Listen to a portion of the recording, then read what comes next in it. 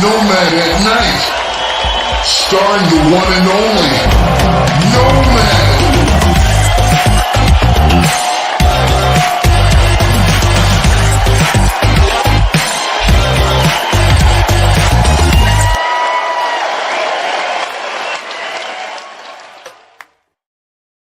Yo, No Maniacs. Welcome to the show.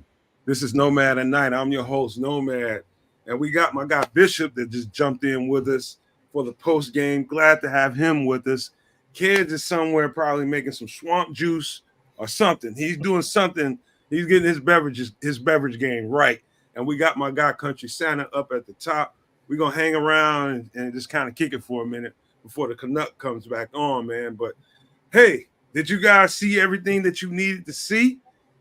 Did you not come away from this game impressed? Something I've been talking about towards the end of that show in the play-by-play. And I want to emphasize this one more time before I pass it on to Brian and Keith, the Bishop, for some pleasantries. We've been able to dictate the flow of each game in the preseason thus far. Why?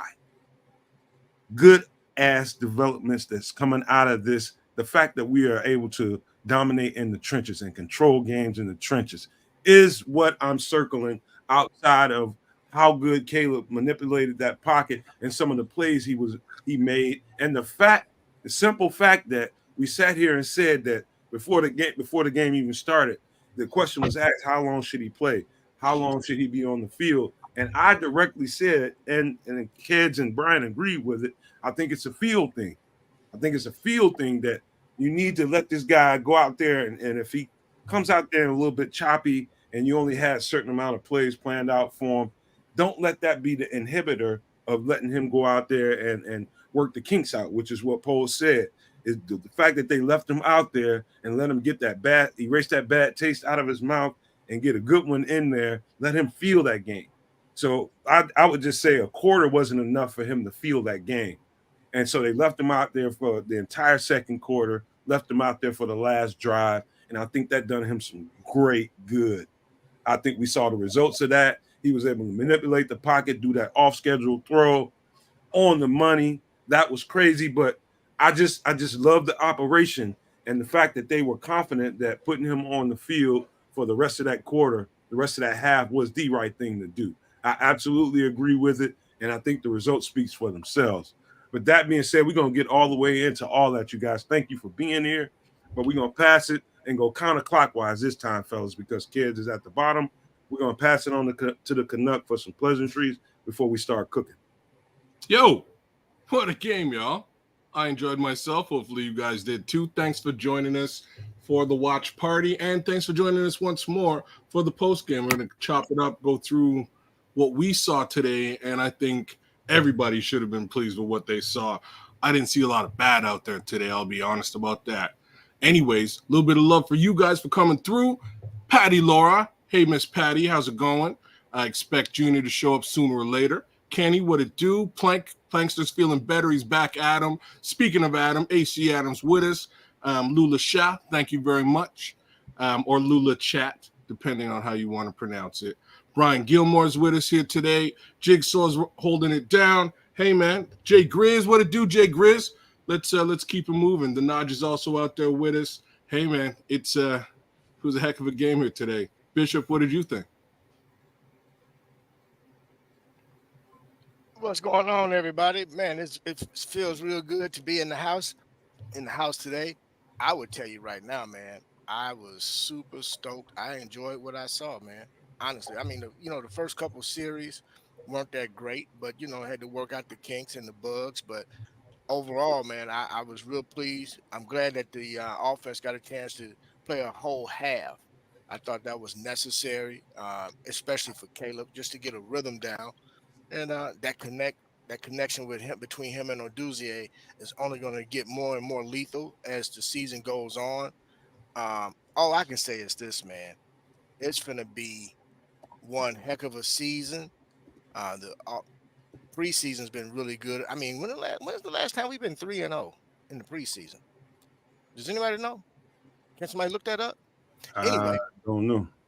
I think we went 3-0, if not 4-0, think we went undefeated in either the 2018 or 2019 season with Mitch Trubisky and Nagy. One of the two. Who? I will Who? verify. 2018 Who? or 2019 with Mitch Trubisky and Matt Who? Nagy. I don't know who. I've never heard of either one of those guys before. Hey, I'm just, look, hey, I'm guys, just making up names. I'm just messing around, man. It's just good to be with you hey, guys. Bishop, take Pass note along. of that little stat I just threw in the chat. That's Kyler Gordon's stat line. Ooh. Well, you know, they named him player of the game, too. He should have been. Josh Blackwell would have. He played his ass off too. Look, let me tell you something. The secondary. Well, a lot of people don't know, before Coach Washington started coaching D-line, he used to be a defensive backs coach. So you're going to see his footprint on the front and back end of this defense. I myself personally am excited to watch him make the play calling during the preseason. I think we should just roll into the season with him doing the play calling. I hope that becomes the case when the season starts, because you can already see his footprint on that defensive line with the interior linemen are doing with their stunts, and then the pass rush with the edges. I'm excited, man. But shout out to Kyler Gordon, Kyler Man, as they want to call him now. Yeah, I love that. one heck of a That's game. great. One heck of a game. Hey, so the Bears went undefeated in 1994. I was wrong. They also went undefeated in 2021. Matt Eberflus and Justin Fields in the preseason. Really? Yeah, believe it or not. Okay. All right. Well, kudos to those 2 years, but we're a new year, new season, new QB, new team, new organization. Brian, give some pleasantries right quick, because Cheers somebody to all of those things. Hey, thanks about to come again. to the podium in a minute.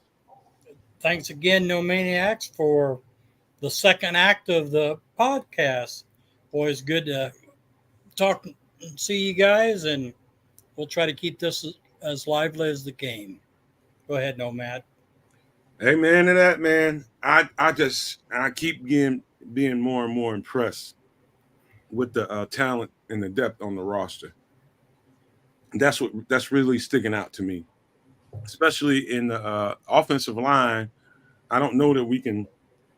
I think if we were looking for something to complain about, I don't think we would be able to find it along the offensive line in any one of those units. I think they did well. They gave the quarterback time to, there was times when Caleb had to run out of there and manipulate the pocket a little bit, create some extra time.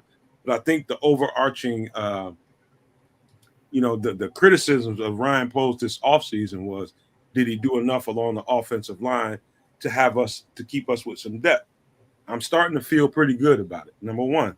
Number two, and I think it's still a question mark, even though Daniel Hardy had another game, everybody was wondering, do we have that other edge rusher on the other side of Montez Sweat that can win in one-on-one play? I think I would say, if I had to guess, I think the fan base is about 50-50 on that. I think they're starting to see some guys that's really comporting themselves well. You saw, of course, Austin Booker. You definitely saw Daniel Hardy today. You definitely saw a lot of Dominique Robinson flash the entire time and he was in the game. I would even say, let me think, making sure I'm not leaving anybody out. No, those are the three guys that, if you're talking about the other edge rusher on the other side, those are the guys. Of course, DeMarcus Walker had some plays out there too. But let's start the conversation there, and then we'll start mixing in some of these other subject lines. But let's get your take, kids, on how you feel about that question mark at the other defensive end spot. How do you feel about it after preseason game 3? I feel great. The Bears. I feel great. I'm not saying that they have a answer, quote unquote, on that side just yet. I mentioned earlier into this game that I'm going to reserve judgment until after next week, when I've seen some consistency. Because what I've seen is something, in my opinion, that's like that kind of trumps consistency, and I've seen constant growth. So that's what I've seen. So coming into this season, and I'm going to aim at Dominique Robinson immediately because of a lot of the heat that I've personally given the guy over the past 2 seasons, right? He's been in development mode. We didn't see a lot from him during those first 2 seasons. And now it's time to you know what, or get off the pot. That's basically what time it is. It's that time. And he's you know whating. You know what I'm saying? Like he is. He actually is out there. He's out there. He's providing motor. I think what's really happening is not only is the competition motivating him, but he's learning from the competition. And that's awesome. That's what you want to see.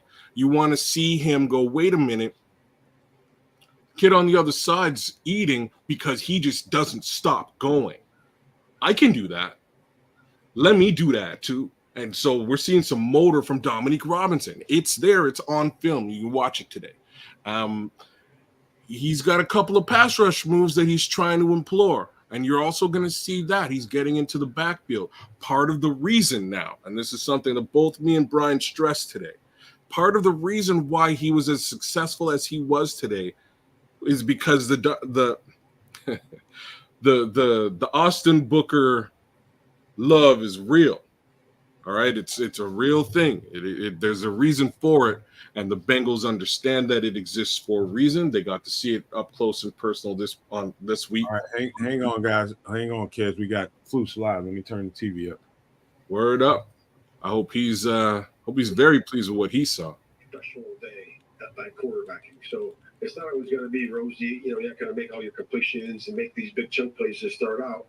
And so I saw operation that was good. Before the snap, in and out of the huddle, really good communicating. Cadence was good. I thought his flow of the game was really nice. I also thought that, you know, his disposition when he had a little adversity on the sideline was excellent. Him working with the players, you know, body language, demeanor never changed. He was always in there just, you know, working to the next one. And then finally we got the reverse to roll. We got a big pass and those things. We got the DPI and the one red zone kind of stalled out there from down there. We ended up scoring. It was good. But overall, I thought it was a good day. A lot of learning. We'll look at the tape and we'll get better from this. We have a short week coming up, you know, so it was good to get those guys in there for those amount of plays. What was your view of the roll out, the deep ball to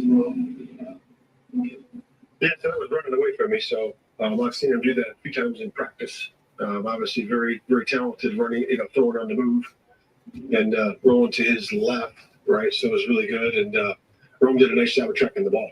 It was no doubt it was a catch and did a really nice job. This is it for him in terms of preseason status. Well, that's going to play Thursday. But if he's not, this is it. What did you learn about Caleb in preseason game settings? Yeah, to answer your first one, we'll look at the tape and we'll just talk as a group. You know, the players are off tomorrow, so we got the whole day to be able to really digest this performance from every level, including the quarterback. And then we'll just look at each other and say, yeah, you know, this is good, or we'll have to, you know, flow on to the next one. And we'll see where that is. In terms of what I learned from him is what I've said all along. He always rises to the challenge, and we'll challenge him again this week to improve on basically everything of quarterbacking that he needs to, and he's done that. He's done a really good job of that, and so we'll just look at it like that. Did you adjust your plan to play longer so you could finish with some momentum today? No, that was the range that we had. So we don't go into it and say, hey, we're going to play a quarter, you know, or two quarter, you know, whatever, quarter and a half. That doesn't work. So why you do it is you say, hey, we're going to have a range of series and a range of number of plays. And then, like I said the other day at the presser, that's how you see the ebb and flow of the game, and guys are able to play until we say, okay, hey, that's good. As a group. And again, I also make that decision, but we like to do it that way. I think we saw Ryan Poles looking at the turf a couple hours before the game started. Did you have any role in taking a look at it, and what did you make of it? Because it seemed a little beat up. So the turf, our guys do a great job of putting the turf down. The thing with this time was that it was put down a little bit later because of the concerts and everything like that, and hadn't been down that long. But it was, in terms of its safety, in terms of its play, in terms of what it was on the field, it was fine. It was good. because the NFL obviously tests that. It was up to their standards. And again, once it ends up, being in there for a couple of weeks before the first game, it'll look beautiful. But you called a lot of blitzes or good enough blitzes today. And, you can't. What was the percentage? Come on. That's preseason. But do you know what the percentage was? I don't know. You came in with a reputation as a defensive coordinator, like to get the quarterback. You're trying to start shit, Pat. To the point where you got a guy in Tyler who's really comfortable doing it. Yeah. We've had a couple of guys that's been good at it in the system. One of them's in the Hall of Fame, but I would just say that, bringing that nickel slot pressure is a good thing. We've always done that. Guys have seen that forever, and it's nothing new. We feel really good about what Kyler can bring. He has a really, really wide range set, in terms of his skills. He's really good, in man, good in zone, good into all the things we do that way. He's good at pressuring. So we like sending him, and he's good at it. Even though your backups are playing at a defense, how one of the takeaways do you read into the culture you're looking for? That's big. That's what we do. We like to stop the run, take the ball away. Set short fields for our offense, and we're just trying to play complementary football, getting those distances that we like. I don't think we did a good enough job on third down today. I thought we need to do a better job with that. But we should be getting off the field more than we did today. So we'll look at that with a critical eye. I agree with that. And but overall, the run defense was solid. What's the lesson with Caleb on the ground and penalties on the first drive? The defense. So that's has to be under duress. I talked to the officials about that because I thought the pocket was pretty clean the entire time. Mm-hmm. And I think one of our slot receivers got jammed up and it's supposed to be coming out on that one. And so I did talk to him about it. I didn't think it was under duress. Can you speak on Tyson Bagent's Yeah. his performance in the third quarter, really electrified the fans, changed the pace of the game? Can you talk about that? Yeah, Bagent's always done that. We've seen him play in games last year. Did a wonderful job for us coming in there, and he's a good player. He really is, and understands the offense really well. Picks up things really well. Can chunk a lot of information. He's a really good rhythm passer. He really can throw on time. You saw that one, in cut right there. And then the seam ball. The seam ball, that's you have to have a little touch there and be able to place it in the right spot. And did a really nice job with that. So he's got all the angles, all the speeds that you need, and he's a talent. Brother Billy, when you offensively see the tape of Nate Davis, how would you think with his day based on what you saw? Yeah, I would have to look. Because it's so hard to look at sometimes, unless you see something. A guy jump off sides, or you see a guy get beat right away. It's hard to evaluate those inside players. The pocket looked pretty clean for the most part today, and our guys have been doing a good job with that. You mentioned room on the end around. What do you guys like about him the ball on the speed? Just the speed. He's really fast. He's got really good speed. He's got a couple of different gears, and he's becoming a really good route runner. And he can track the deep ball. That's what he does. That's what he did in college. That's what he's doing here. So we're excited about him. Go more. About Caleb keeping a level head, kind of when things were going well and when they weren't. Yeah. What is your interaction with him on the sideline? In what ways do you see kind of how his body language is influencing others when he's over there, and do you watch for that as an individual? Yeah. So we meet, a few times a week. We meet before the game. We talk about all those things that I talked about on the onset of this interview here, and he holds true to that. Because that's being a quarterback. You're supposed to be. Yeah, you have to be the leader, and he demonstrated that today by the way his demeanor was and the way he had poise and the way he came back. And eventually things are going to crack, and he did a nice job with that today. But we're always having conversations with that. I went back there one time and talked to him just to interact.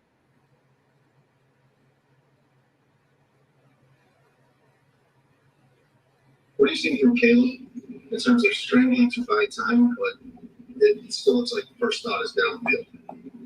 Yeah, so in the red zone there, you have some, some things in terms of being able to extend plays. Every quarterback in the league extend plays in the red zone. He does that. He's very good at it.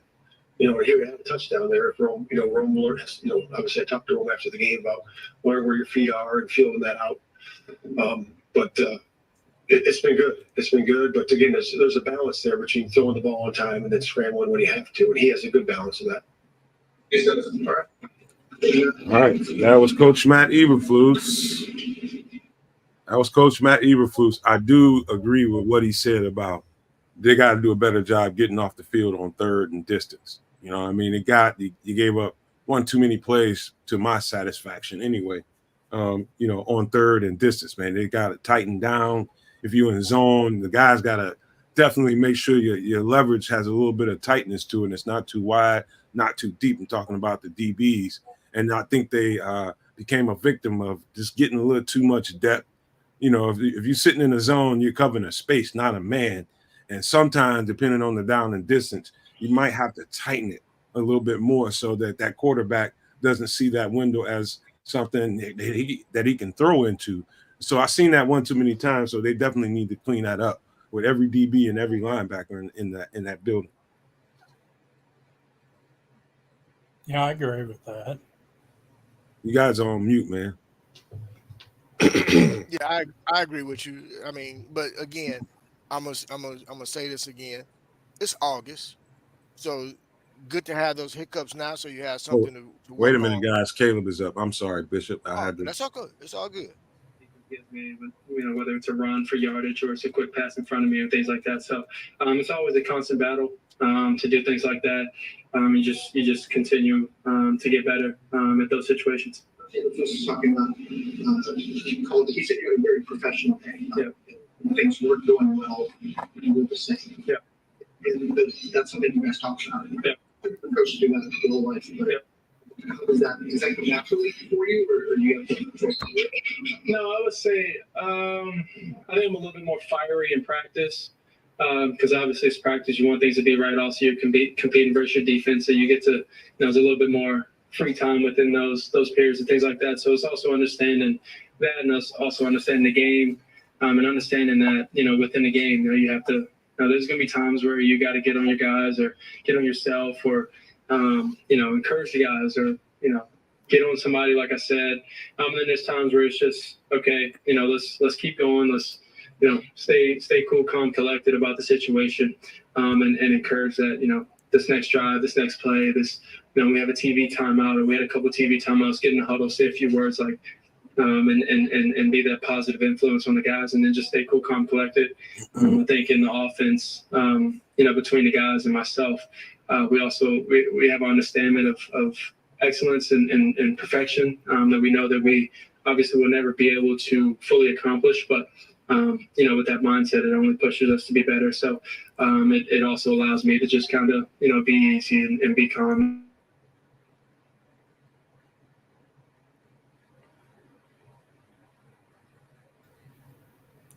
Is he done? Some of the struggles early on, the first few guys, and then obviously capping it off strong with that last drive.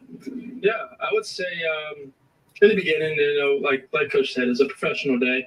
We had I gave up a sack. There wasn't no line's fault. I gave up a sack that I was in the pocket too long. Trying to do too much, and then the other times, we just something always went wrong. There may have been a flag or the false start we had that I kind of rushed the cadence, and lineman tried to anticipate that, and then a couple of the other things, that's small things that always add up. Some of that. Me and DJ not on the same page. Kane and I not been on the same page. It always adds up. It's super minute, super small things, but in the game of football, you only have split seconds, and those little things add up. So we're going to keep working to be perfect. We understand that we won't be able to reach that, but up and down games and things like that, it's always you can only win the game, as Coach says, in the fourth quarter. Throw when you throw, you're never probably teach that kind of throwing platform. Yeah. Yes, scrolls. Mechanically get the power and accuracy on that ball when you're in that physical position. Yeah. It's a good question. It's something that I've worked on in practice. Watching Aaron Rodgers and I know he was a Green Bay guy, sorry guys, but watching Aaron Rodgers in all his times, these past 19, 20 years, he can do unbelievable things, right, left, running straight, running left, running, all these other things. And so just practicing it over time, perfecting it. Obviously, there's going to be times where, I don't put exactly where I want to, but, today it worked out. Ron ran a great route. or Rome had a good exit plan from his route, and got upfield and then made a marvelous Scramble catch, drill, in other words. and I tried to just give him a shot. Yeah, for it to be a preseason game and things like that, they showed up. When I ran through the end zone, it was pretty sick. The roar that the guys had when Rome, and I noticed this after I handed or tossed it to Rome, when he caught that little, behind me around, play, the crowd started roaring and things like that. So it's really cool to be able to have that love and them show up and show out. Factor of like just abiding by the rules, scramble rules, how much you have to maybe the cohesiveness that you guys perform together, how much you got what's good. Yeah, I think both of them play a huge part, probably 50-50. Obviously, he was the deep man on that side, and so he already had the rights to be able to go deep and things like that. My only thing is just stay in range. If you're running a post and you're already 60 yards down the field, it's a little bit tougher to be able to throw on the run 60 yards when you're already down there and things like that. So just stay in range, make it super decisive and detailed for me so that I can see exactly what you're doing. Don't try and settle and then move and things like that. Other than that, he did a great job. He broke out on his route, saw me scrambling, and then broke up field down the sideline, left a few yards on the hashes, and then I tried to give him a great ball. He made a great catch, and I went. On the play action deep shot that you got the PI. Yeah. What did you see in that sequence? How much did that jumpstart you just get a big chunk right there? Yeah, it felt. I was a little hurt because I really wanted that, to be honest with you. But Tyler ran a great route. The safety, the corner tried to overplay, and he ended up sitting flat-footed. Tyler ran right by him, ran a great route. The safety came down on the deep over, and then the backside corner tried to invert and get over top of that, and we teach it to stay up and don't cross the hash and things like that, because that backside corner would never be able to make that play, and Tyler did just that. T. Scott, and we got the PI, and we went all the way down there and ended up scoring. Yeah, it felt great. In practice. Defense has done a good job with our play actions, things like that. So to be able to get out here versus, these other teams and run these play actions, and the offensive line gives ample amount of time and things like that. Wide receivers run great routes. We're gonna start hitting and connecting for these big explosive plays like we talked about. You think Scott does make the catch? I do think Scott makes the catch. I tried to give him enough air so he could run under it and run away from the guy. The cornerback, he pulled him, and we got the PI, and I think he would have ran under it and scored a touchdown if not. This is it for you in preseason in terms of games. What did you learn by playing game action? What have I learned by playing? That our defense is really good. And because I go versus them every day. Yeah. I've learned that our defense is really good, and they've done a great job helping me, preparing me. Defensive guys talk to me about things that I do, things that I can get better at. Obviously, the offensive coaches and QBs and everybody obviously talk to me. We have our meetings, but the defensive guys speaking up, telling me what they see from their lens has only made me better. I tell them, and we're all excited that we're going to win a lot of games. We're going to have a lot of fun doing it. See how much production both you and Rome had together today and kind of jump-starting things with the end run. What does that tell you about what the two of you can bring to this offense this year? Yeah, we're going to be explosive. We're two rooks, but we're trying to catch up to the old guys as fast as we can. To make sure that we're right there on par with them. To be able to, be efficient, function, go out there and be explosive. Be on the same page and win games. That's ultimately what we're here to do. And having a guy like that was drafted with me, we're only going to keep growing and keep building this connection. It'll be nice if there was been to Patrick Mahomes retiring field today on social media. We've heard about it, but maybe when the draft on stage for like how does that deal with that you're still putting on there? Sorry, you may have to repeat that. The character Patrick Mahomes retiring field. How does it come out? Maybe it wasn't as efficient as you would like to start. It's cool. It's great. I always say, it's respect. But we weren't our best today. We started out slow. And we can't do that in this the National Football League. You can't come out here and start slow. So myself included, we're gonna get a lot better. We're gonna keep growing. We're gonna have a lot of fun doing it, winning these games, going out there versus these other teams, playing as one. And so we're excited. But I got to your question. It's respect. It's cool and all, but I'm Caleb Williams, Patrick Mahomes, Tyreek Hill. Much love to them and things like that. Met them, talked to them both and things like that. But we're here to win games for Chicago Bears. Awesome, the Bears. All right, I was Caleb Williams. Let me say this, man. I'm going to fall on my sword because, and I'm saying this thus far with what I've seen, and I tell people all the time, I don't have no problem looking in the mirror and telling, myself what the hell you need to tell yourself. And I definitely question Caleb Williams' ability to be emotionally mature. Now it's he still got a lot to prove in that department. Can he do that in the regular season when the going gets tough and tough gets going? Can he be that mature and keep that going? Thus far, I do love the maturity I'm hearing in his conversation that he's having in response to what these reporters are asking him. I'm liking what I'm seeing in his relationships he's building with the team and on the sidelines. I don't see, and this is going to be an ongoing thing. I don't see any flare-ups yet or any blow-ups. I think he's comporting himself very well. And so the questions that I had about what he could bring to the table in that department, I'm pleasantly surprised with. I would just say that to say the least. And so, I will say that I was critical of that, bringing him into this team, because it was something that was very concerning for me. But I'm going to say that I love what I'm seeing thus far. And that's the best I can say about what I said thus far. So I'm going to take my flowers then, because I was the guy who said that he might be uniquely poised for this because of all the NIL money and because of being in California and dealing with all of that. I kind of thought he might be ahead of the curve, and here we are, and I think he is. And when I say I think he is, what we saw today in this press conference, and I want you guys to watch it back when you get the chance. I'm sure you will.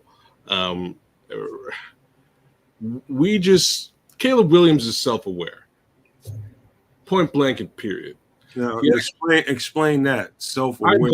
I'm gonna. So what I mean by him being self-aware, and where's my guy? The scrolls always cracks me up. Today he didn't crack me up. He actually laid down some real stuff. He asked the question, do I hear accountability?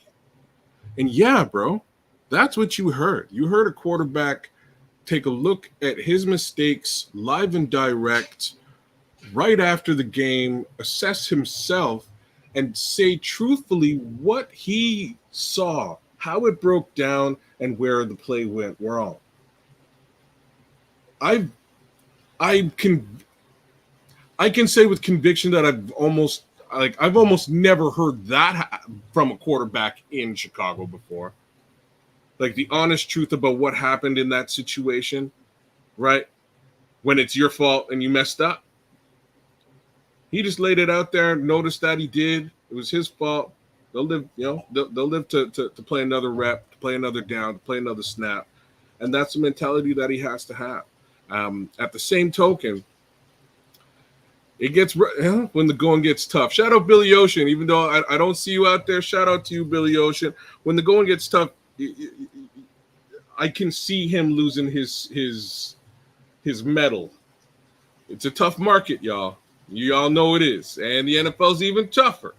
So I can see him losing his mettle at some point over the years. But as for right now, he's showing leadership. He's showing that he understands the game to the level that he can critique himself and his own play live in front of a press conference. And that's a beautiful thing. That's huge. That's growth. You know what? See more of it. Kids, I love the detail in his description of what went wrong, what went right. Like he was talking about that scramble drill. When Rome, he ended up doing that sidearm throw down the field of Rome. That was a scramble drill. And Rome and he had to have the perfect communication on that And the way he described that was, there can't be no hesitation when you decide that you want to break on that route and take it deep. You got to just decide that, be decisive, and that's it. And it makes it conclusive for me when I'm looking at it, talking about himself, whether or not I can throw this ball. And apparently Rome and him were on the same page. And I love that description because all he did in that part was describe what it is in a scramble drill, what you can do. Rome's got like 3 different things he could have done there, but he took it deep. He took it deep and it was decisive about it. I love the way he described that to the fans. Like that could have went left. All Rome had to do was hesitate a little bit, kind of get choppy about his decision, and that could have been way off, and we would have never seen that play. But kudos to him for describing that to the media, and kudos to Rome for being decisive about that. Yeah, what do you guys think?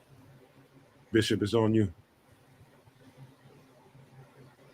No, I completely agree, man. I've been nothing but wowed by Caleb since he's been drafted, man. I love his maturity.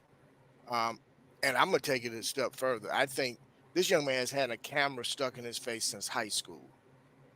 So he's not only self-aware, but he's very well media coached with regard to Yeah, I agree with that. Like a mother. how to in terms of how to address the media. But the fact that he was able to break down the play and recognize where his mistakes or flaws were at and where they need to work on some things. I mean, man, all you have to do is just you have to tip your hat to the young man. And I just think that, although I was critical in the very beginning before he was drafted, um, I have nothing but the utmost respect for him. But more important, I really want to see this young man flourish and be successful. And I tip my hat to Pose as well as the scouting staff because they did a heck of a job, man. And they got a guy that fits their organization. And I think his being even keeled the way he is going to really translate as they get as this team becomes more and more together. The offensive line is going to be able to be calm. They're not going to be erratic and feel and nervous or anything like that because this kid has seen it all in terms of not on the NFL level, but collegiately, high school. Again, he's had a lot thrust at him at a very young age. And the fact that, let's all remember, this kid's been living on his own since he was 15, 16 years of age. So he's had to live kind of an adult type life leading into this. He's prepared, he's ready, and he's the right guy for the job. Bottom line. And I think he's going to do some amazing things in Chicago. Um, and I'm excited for it, man. I'm really excited for it. I like the guy. I like him a lot. What say you, Santa? Uh, yeah, I mean, ditto on everything that you guys said. I can see if he does well, he's also extremely marketable. Uh, Man, the sky's the limit of what he could do, what he could make. Um, yeah, it's uh, for me being an old Bears fan. This is just a wonderful time because like I said, the balance of the team. Uh, I think I really like that they was able to get Rome as the quarterback that can grow with Caleb because I think their personalities. I think they both got a strong work ethic, but their personalities, I think they will be able to be the yang to the other one's yang. And this offense is going to be something that we're not used to seeing as Bears fans. Well, let me highlight something that FFG, who is a member, you guys. FFG says at Nomad, he said, "What do you think about the D line's pressure against the 2s and the 3s?" That's a hell of a question right there because during the show, we're evaluating and we're talking about how these guys are flashing here and there. And hold on, man, I've done something wrong here. Excuse me. Hold on. All right, my bad. I done something wrong on my side of the behind the scenes. Anyway, he's asking and he wants to know was that and I think he's trying to say was that defensive pressure along that front adequate to be going against some 2s and 3s. I think that's something worth talking about, FFG. That's an absolute good point to be making. Now, we'll just ask each other, was that adequate for those guys to be going up against 2s or 3s? Do you think that was sufficient? Because that's absolutely right. Those are 2s or 3s that we were playing against. Was it sufficient, kids? Before I answer that, I'll give you guys a chance. Was what sufficient? The pressure. He's asking, what I think about the pressure along the D line against 2s and 3s. But he's asking the panel. I thought the D line played admirably today across the board. To be honest with you, the 1s versus the 1s was probably the slower of the two case scenarios for me. I thought our second line against the first played better. I thought our second line against the 2s and the 3s played well. I'm impressed across the board by what that defensive line has done today, and that includes guys like Hutchins. I didn't expect him to really jump off the screen to me. He definitely did. He did so a little bit more so than any of the other folks who were in that position today. Again, he came in and he was specifically playing against the 3s by the time that he got in. So it's a little bit different. Something else I want to point out that was pointed out in the chat, and I'll bring it back to defense after, was that a lot of the success on the offense happened against the 3s as opposed to the Bengals 2s. So let's also take that into account too. That's a timing piece.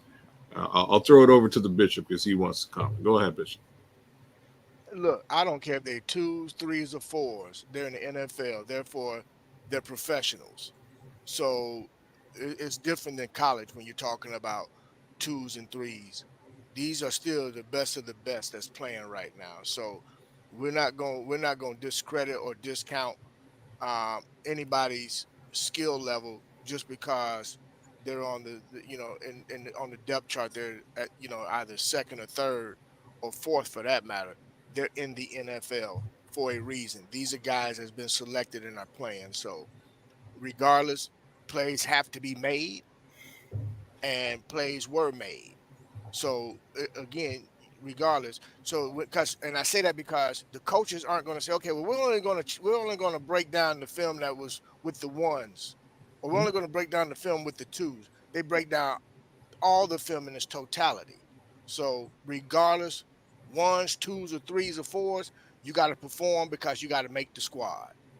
Yes, sir. I'll just say this before you go, and I'm talking about this offensively, our offensive line. Speaking to the same point, FFG, that's going to look completely different now. Bishop is right. I don't give a damn what string you're on, first, second, third. You're still an NFL player and you need to perform. But at the same time, they got a couple of special players on that team that it's going to look different when BJ Hill is out there and when Trey Hendrickson is out there. And the other guy on the other side is going to look like a totally different ball game. But so, and that's fair. That's fair criticism to, what we did against the Bengals today with some of those other guys out there. He's got a different task on his hand.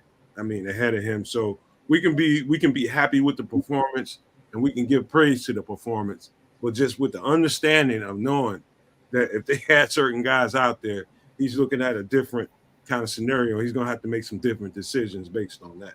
Oh, absolutely. See, I'm not worried so much about the competition, to be honest with you. I wanted to bring that to light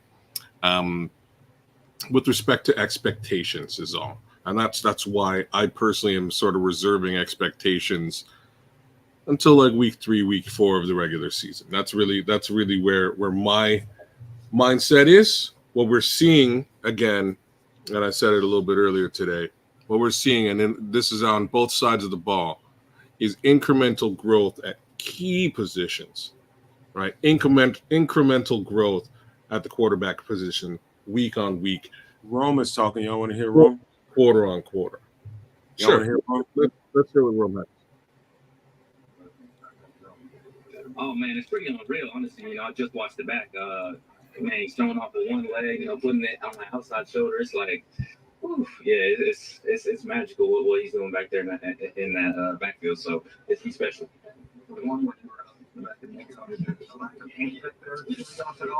it was just a mistake by me. I thought I was 20 toe tap back there. I thought I had, a decent foot. You see me, I was like confident with it too. But a mistake. I got to know where I'm at on the field. Got to have an awareness to be able to do that. And something that I'll learn from. And you won't see me catching passes in the back of the end zone every day for a little bit till I get one right. So you like being used on the end around as well? Absolutely, yeah, absolutely. I came around on the end round and it was nothing but daylight. So those were pretty much 3 yards right there, and something that I'm glad to be able to stack up on my stats. Oh, it was amazing. It wasn't a packed stadium, but still loud. I was like, okay, yeah, the fans out there were even hyped. Even the fourth quarter when they was naming the different parts of the city for everybody to cheer when their part was up. So and it was loud. So it was tremendous for sure. Felt good out there. The grass was good. So. First time a soldier, looking forward to the next time. Well, I know the plan wasn't for you guys to play into the second quarter, but coach decided I need to give these guys a chance to get something rolling. How important was that for the mental psyche of for the starters? I think it was awesome. For me, I can't speak for everybody's mindset. I know everybody wants to go out there and make a play for sure, regardless of what quarter in or what type of game it is. But for me, preseason, regular season, playoffs, I want to be out there, every play to hopefully make a difference. So for me, taking every single rep as something that I'm grateful for and trying to make a play. All right, that was Romo Dunze. See, he owned up to that first chance he got, knowing that he was unaware of spatially aware, man, just knowing where you are. I do think that extra line back there probably threw him off a little bit, the extra boundary out there. So, it's but Bishop, did you want to finish what you were saying there, man? No, just I'm good, man. I just think, man, right now, we're in a real good space, man. And I think we, as Bears fans, I think probably blowing us all is the fact that we haven't seen anything like this before. Yeah. So, in some cases we're excited, but then we're a little apprehensive. Are we, is it real? Is this, I just say it's still August. They still got almost 3 weeks to really tighten things down. And I'm just excited, man. I think Bears fans have a lot to be excited for this coming season. I interrupted kids, man. My bad. I thought it was Bishop to interrupt the kids. You were saying something. That's because you miss me, no, man. That's because you miss me. Yeah, that too, man. But hey, kids, take over. I gotta run. Something going on outside my house. Sure. At the end of the day, I'm impressed by what the kid has put on so far. I'm impressed by his connection with Roma Dunze. That's a thing. That's a real thing. Kids, you got to get closer to your computer. You sound muffled. Just a little bit better. A lot better. I'll be right back. All right. And yeah, man, I'm liking what's going on. This is some real stuff here that we're seeing from this rookie quarterback. And as far as apprehension goes there, Keith, it's not apprehension for me. It's giving the kid enough runway before I put my expectations on him. I'm trying to be a little bit lenient because it's a rookie and it's his rookie season, and he's coming into a place that has a built defense and has built a crazy offense around him, right? So he's got some growing to do. He's got some proving to do to himself. He's got some boundaries to test, right? And I'm saying that very specifically. He has to test some boundaries. There will be, alert Bears fans, there will be interceptions, guys. There will be. Alert. But that's just this guy in this first season getting used to how he can play this game. what windows are open.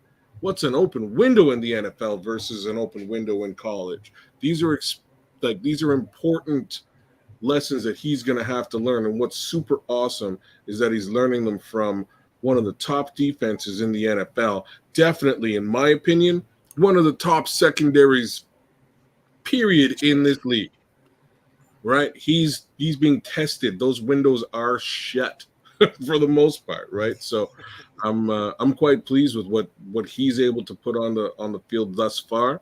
I'm not going to sing all kinds of praises, and this is what I'm saying. I'm not going to sing all kinds of praises. I'm going to sort of reserve my judgment until week 3 or 4 of this actual season, because I expect him to be tested and to test the waters and see how things are going.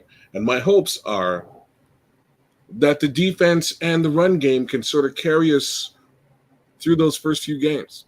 And it should, kids. I think so too. Should. But they want to. I'm sorry. No, I was just gonna say really quick, with regard to you saying you're gonna, pay attention to like week 3 and 4. For most part, for the ones, the first 3 to 4 games is the preseason for those guys. So you're right in terms of evaluating things come week 3, week 4, because most of the ones for any team for that matter, didn't get any reps, or very, very few.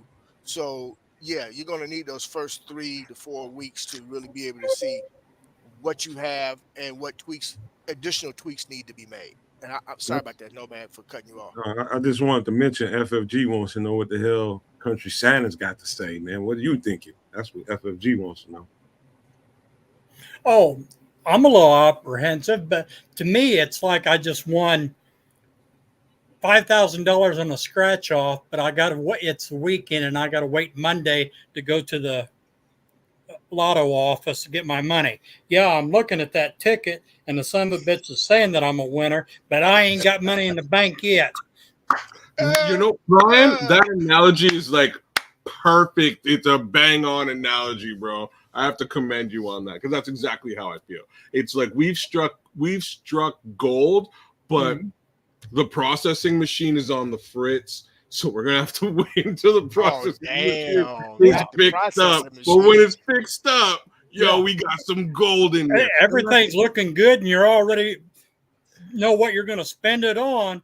But at the same time, until that cash is in your hand, Brian is saying, hey, the operation can be a success, but the patient can't die.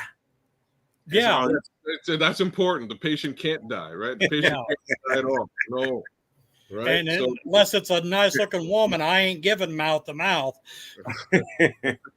So, I'm just going to say this. When the patient is dying, then there is a lot of there are a lot of factors into this equation.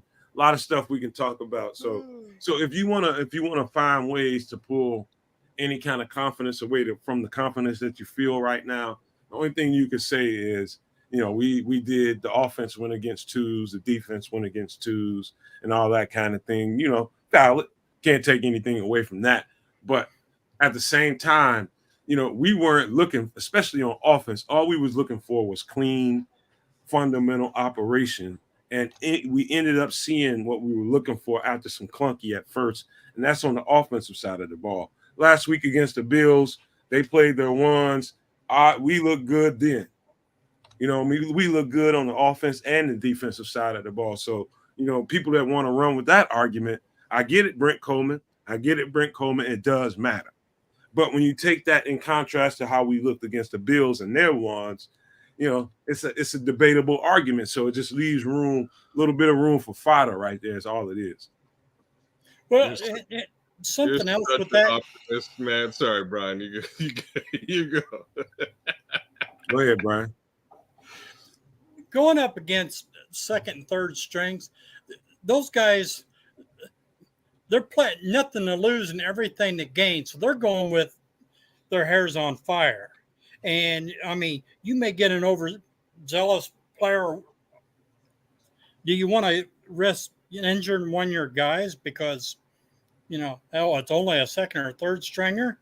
he may not, give a shit that he takes out a knee. I mean, he's trying to get noticed. This is true. And it's an audition for everybody. If you don't make the team that, you're playing for today, don't mean that there's a team tomorrow that don't sign you. So that is it an argument? Yeah. Is it a strong one? No. And like Bishop said, these are NFL guys. The talent is there. Saying that you're only going up against backups, if it's that damn easy, you suit up. So I would, before you say that, Keith, and you guys still respond to what he just said, but I just wanted to throw another wrinkle out here for you guys to think about. And I'm just guessing here, guys. I really am just guessing.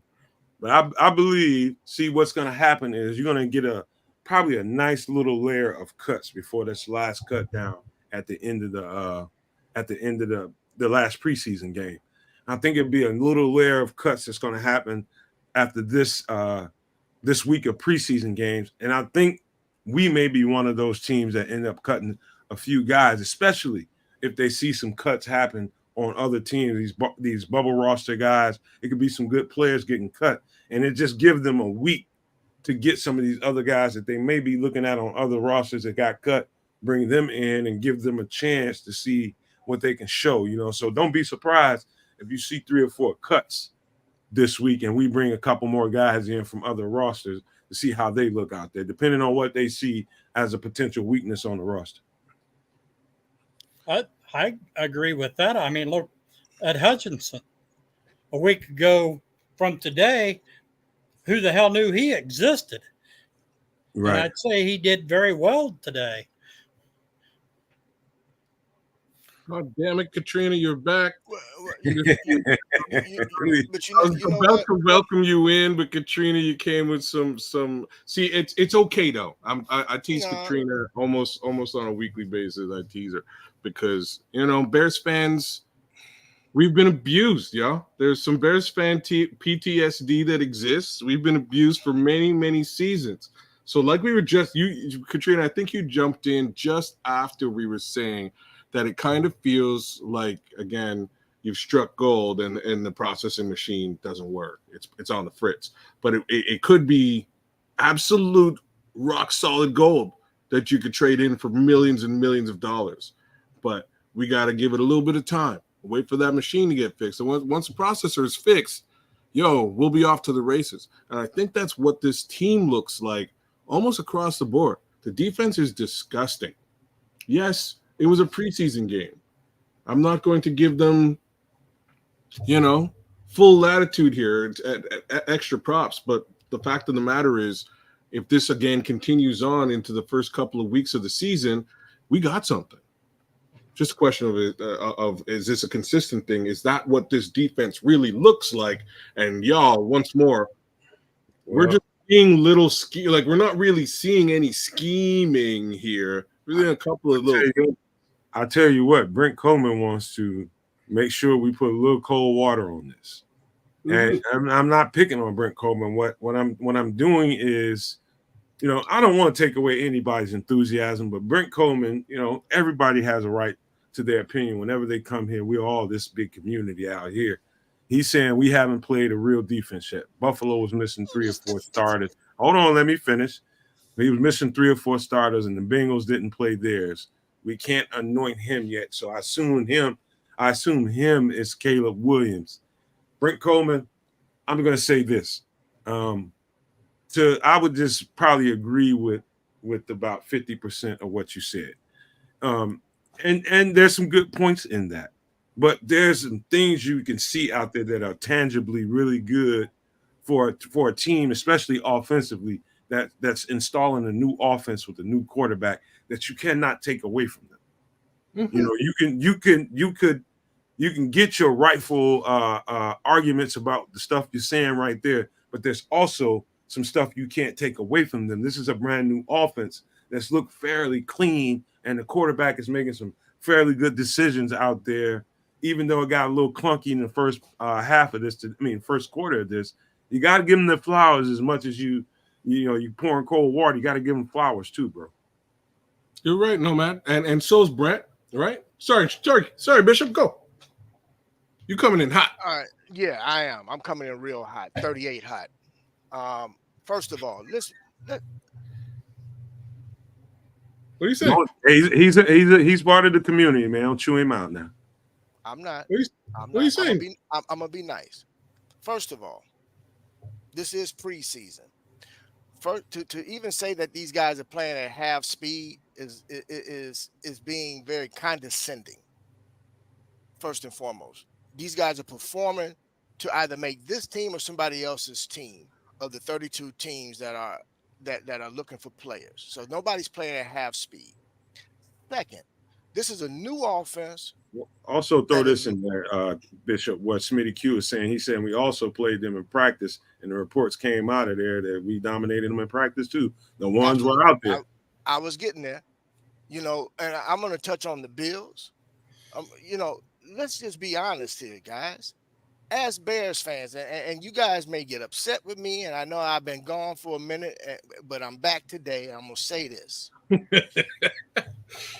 Y'all act like y'all know what it's supposed to look like we've seen this before. Back up, pump your brakes, okay? This is something new for everybody. Enjoy it. Why is it that first of all, there's no pleasing a Bears fan ever, but more importantly, act like we've done it before. Don't be so pessimistic. Oh, Keith, they can't. The glass is half full, but most of you always see the glass as either half empty or turned upside down. There ain't nothing in the glass. Ain't nothing in the glass. Nothing absolutely. in the. So the bishop is here today to bless you with this. It's August. They got 3 more weeks. They're gonna have it. They're gonna get it together. But at the same time, there's gonna be hiccups. It's not perfect. And each week is not going to be perfect, guys. There's going to be one side of the ball that's going to perform better than the other side of the ball. And then you're going to have at least 50% of the season where both sides of the ball are going to be doing extremely well. And let's not count out special teams. But let's act like we've seen this before. And let's stop being so critical. Oh, my God. You know what? Let them be critical. It's okay. I understand that energy, even though I don't share it. I don't share it with you because I'm, like Ked said, I'm glass half full. I saw more things to be, and I'm talking about fundamentally, operationally, especially talking about the offense. For a newly installed offense with a rookie quarterback, you ain't got no effing choice but to take your hat off to Shane Waldron and Caleb Williams and the rest of that offense with the way they've comported themselves, whether it's against the ones, against Buffalo, the 2s against the Bengals. It's all about perspective and how you want to look at that. Now you can really itemize what I just said, and you look at that on film again, and you'll come away. If you're looking at it the right way, you'll come away and just remember the fact that this is again a brand new offense being installed with a rookie quarterback, and that's where you find your inspiration from, because it was absolutely impressive. It's been very impressive, man. So you gotta take your hat off to that, man. You don't really have a choice unless you just want to find a way to poke holes. I know how people think like that, but I don't get it, but I get where you're coming from. Of course you get it, though. Like, again, it's from looking at similar situations and being slowly revealed the fact that certain situations were not in our benefit. And this goes for past, this is just the past talking. But right now, with your own 2 eyes, you're seeing something quite a bit different. You are. You are. We all are. All right. So that being said, Nomad's a glass half full guy, and Keith has explained that a lot of Bears fans out there are like, glass turned upside down, ain't nothing in the glass. All right. So but follow me. Dust. Me, I got a glass of water. I'm gonna drink it. All right, that's me. Right? There's water in the glass. I'm gonna drink the glass of water. So right now, I'm seeing what's in there. I'm seeing what's going on film. I'm seeing what's happening with this defense. I'm seeing what's happening with our quarterback. This is an incremental growth situation, and if you're watching it, appreciate it. And this is where Keith is right. Appreciate what you're seeing. Don't just be pessimistic for pessimism's sake. See it, appreciate it, because there was 2 passes in this game that were off the chain. There were 2 passes in the last game that were off the chain. And if you're missing out on those things because of Rex Grossman, you know what I mean, like or like something to that effect. If that's why you're missing out on this rookie quarterback, his ascension, y'all, you know what I mean? Like, just get your glass of water, fill it to the top, and drink it. I got a quick question, man. I want Lula Chat to correct me or kids. One of us is right and one of us is dead ass wrong. Is it Lula Chat or is it Lula Shay? I think there'd be an E instead of an A. Le Chat. Le Chat is the cat. You French like a motherfucker, ain't you? Je suis un petit peu français. So let us know which one's correct. Who's more correct, me or kids? Let us know. So if there's somebody who's really French in the chat, they realize, yo, kids don't speak no damn French. Yeah, he do, but it ain't the kind of French that we think is the proper French. I speak the shit out of some French now. You want to hear some French? I got it. It ain't the proper French, that's for sure. If Lula Shaw really speak French, she heard what I said. I was like, oh no, he butchered that language properly.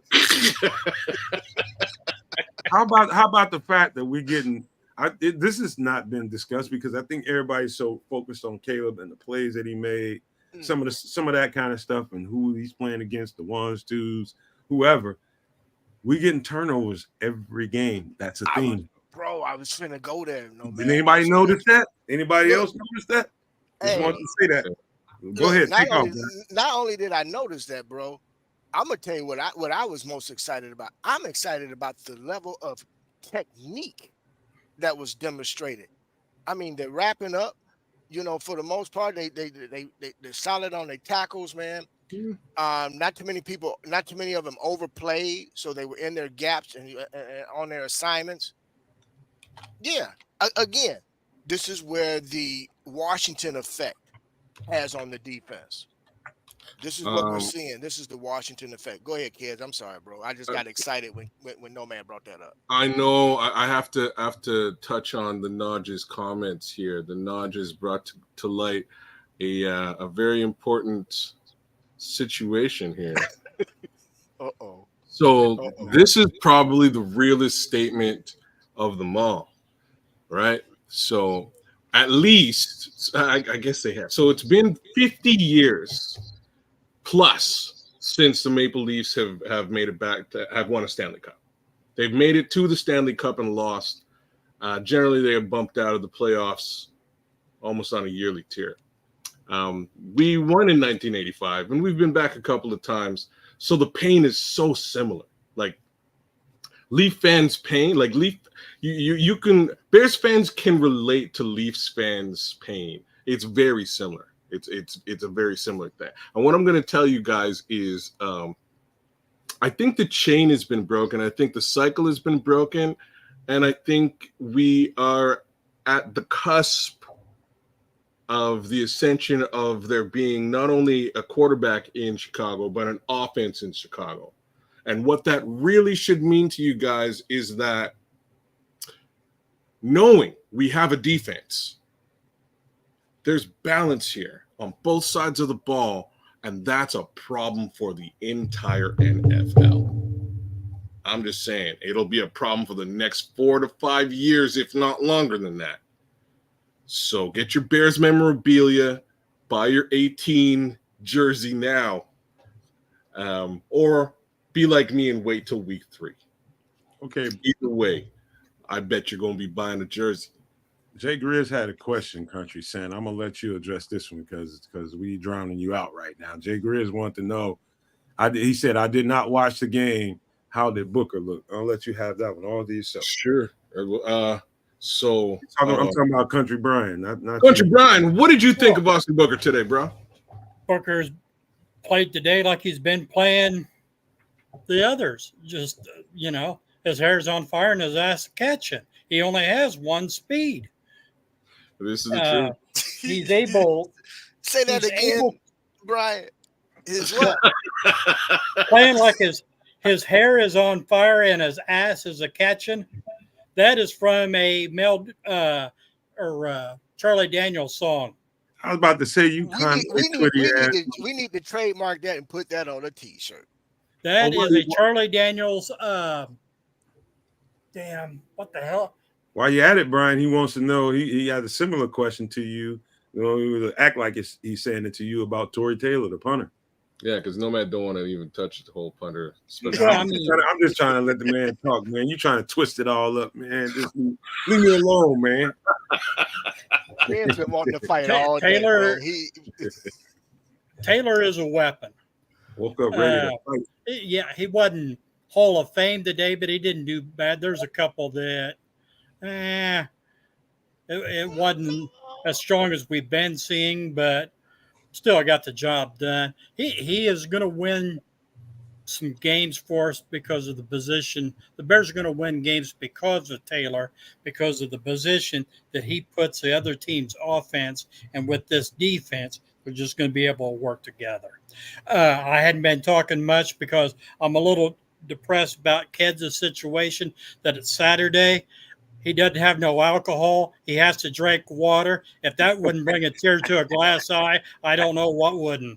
Timeout, newsflash. So you went next door, didn't you? No. Keds went into the drawer, into the cabinet, and was like, "Oh man." You was talking about your glass only had water in it, and it was no. This time I went downstairs. He went and rubbed the bottle and worked up some alcohol. No, I found some Kraken. Like I have like a real nice bottle of Kraken. Can't be with the one you love the one you're with. Hey, that's kind of what wound up happening. So Kraken's on. We got it cracking. Anyway, Jay Grizz, I hope I answer your question satisfactory. No, here's another thing, man. About those turnovers and about Austin Booker. Let me give a shout out to Jay Grizz, man. He says, "Thank you, fellas," and I think he's talking 199 super chat. Thank you, Jay. I think he's talking about responding directly to his questions. I think there's a plus and a plus to add to what Brian said. It was good. It was good stuff by both of those players. But here's what I want to point out. We're talking about the defense and Austin Booker. And where one of those picks came from, we spoke to it live during the show, kids.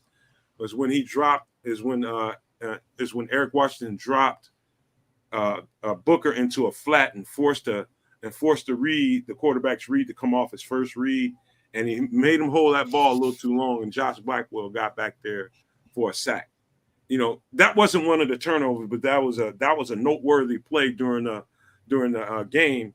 And that wasn't an ability that we had. That was something that Flus's, let's just say his ass wasn't smart enough to know that he didn't have the personnel to try to pull a play like that with the guys that we had last year. He did that shit, but then we ended up getting smoked because of it. And when you don't have the players and the personnel to drop defensive ends back in the coverage, you look stupid trying to do it. But this time, Eric Washington has got a guy like Austin Booker that can move. I've also seen Dominique Robinson do it a couple of times in that last game, if you want to go back and look at that. Yeah. But I think that's a wrinkle and a dynamic to look forward to coming up this year, and it's going to increase. When they pull that out, if they pull that out at the right time, it's going to increase the amount of turnovers that we get. So I wanted to touch on the Booker situation, and I kind of got cut off by the Flus, the Flus presser. End of the day, Booker was double teamed a fair amount during his first few series, and I wanted to bring that to light as something that we noticed. Brian noticed it. I noticed it for sure. We both spoke to it during the watch party. It was something of note. Why I wanted to bring that up is because of a couple of things. One of those things is that, when the pressure is set on the other side, that allows for the other edge rusher to get a one-on-one and take advantage of it. And what we saw today was Dominique Robinson actually taking advantage of his one-on-ones. Important to note, right? Why it's important to note? Likely in a real game case scenario, your Montez Sweat is going to take that double team. It's going to be dedicated to his side. Can Dominique Robinson win on his one-on-ones? He demonstrated that he can today. Austin Booker, even though he was being double teamed, was able to get to do some damage, which was really cool to see. We saw a lot of motor from him. We saw his ability to actually split the double team, which I was surprised by. I didn't think he was going to be able to do it, but he did it on a couple of occasions. His ability in the run, beautiful thing to watch. And then you start to talk about the Daniel Hardys and the Khalid Kareems of this world, and I like what I'm seeing. I actually do. So just for the record, man, both of us have to take a shot because Lulu's chat said she's been called either and accepts either. So let's drink to that. So both of us are right and both of us are damn wrong. One of the two. Wow, it's Lulisha. There you go, Lou. Yeah, okay. Are you French, Lou? I'm taking a drink too. There's no way that you're not. If you're French, it's Lusha. Well, And by the way, hold on, let me ask FFG style. He's asking the question here. He says, "No, man, what does the panel think about the zone coverage and not playing man when there's a wide receiver tight end enters the zone to stop the underneath passes?" I think that's just strictly schematics for the preseason. Yeah, me too. Yeah, just to make it easy and plain. I think you will see variations come more often than not in those situations than what you're seeing in the preseason. That's the easy way to respond to that. Yeah, I think they played a lot of base. They played in base a lot today, so they didn't. Very vanilla. Yeah, so nothing to worry about. Nothing to worry about. But I do want to touch on something with regard to Dominique Robinson that I've been impressed with the entire preseason, which is one, he's bulked up. Guys put on 15 pounds, 15 pounds of muscle, and you can see that he's now understanding his body more and recognizes what strength he's had, and he's putting the strength and combining it with his speed. And when you have a guy like a Montez Sweat that you can learn from and other guys, I just think we're now starting to see that maturation of all of that coming together. And you know what, Bishop? You know what else? To add to that, to layer on to what you just said, I think the extra strength is giving them extra confidence. That was going to be the explanation point to my statement. But yeah, you're right. The guy, you can see the kid playing with a lot more confidence. And then when you got a guy that's pushing you like a Booker, who's pushing you, and Hardy for that matter, even though Hardy plays on the other side a lot more, but you got guys that's in your room that's pushing you, man. And you can't help, either you're gonna get better or you're gonna fade. And I'm proud. I'm happy to say I think he's been stepping up, and the kid wants a spot, man. He wants to be on this team because this team is gonna do something special, and I'm happy to see that, man.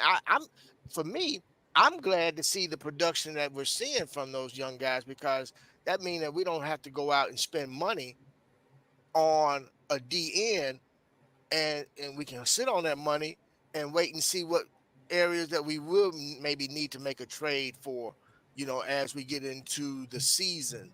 So I'm glad to see that we're getting that level of production from these young guys. And I honestly think, man, that we're sitting on some hidden gems that are just, that's just waiting to be completely polished and shine. Not to cut you off, but good points there. I just wanted to show Ked something. This is just to inspire some people. We're right outside. We're getting close to the time when we need to get people signed up with Superfoot. Ked's new show coming up, and I just wanted Ked to see this. He said, Jim Hunter said he messaged Ked, but I'm traveling from work, and I purchased the shirt on Fantasy League, and it does not give me a place to get into the league. If I got in late, that is fine, but just wondering. I responded to him, no, you're fine. I'll let Ked know tomorrow when we speak. He's been out of contact today. All good. Spaced it off. So Jim Hunter just became your first paid member of Superflex. I just wanted you to see that. So got to respond to him and let him know that he's in the right spot. I just wanted you to see that. Inspire other people who are still thinking about being a part of that. Yes, we are still doing that. Yes, there will be super flex. We just need to fill up those. We just need to fill up those spots. And so, kids, if you want to speak to that further, go right ahead. Okay, I got you. So it didn't come to my email there, brother. It came to you sent it to my He just spoke to Twitter. me You DM'd me on Twitter. No worries. I got you. I just took a peek at it. We'll get you squared away. I'll send you a link and you'll be signed up. That would make him number 2, and we appreciate that in full.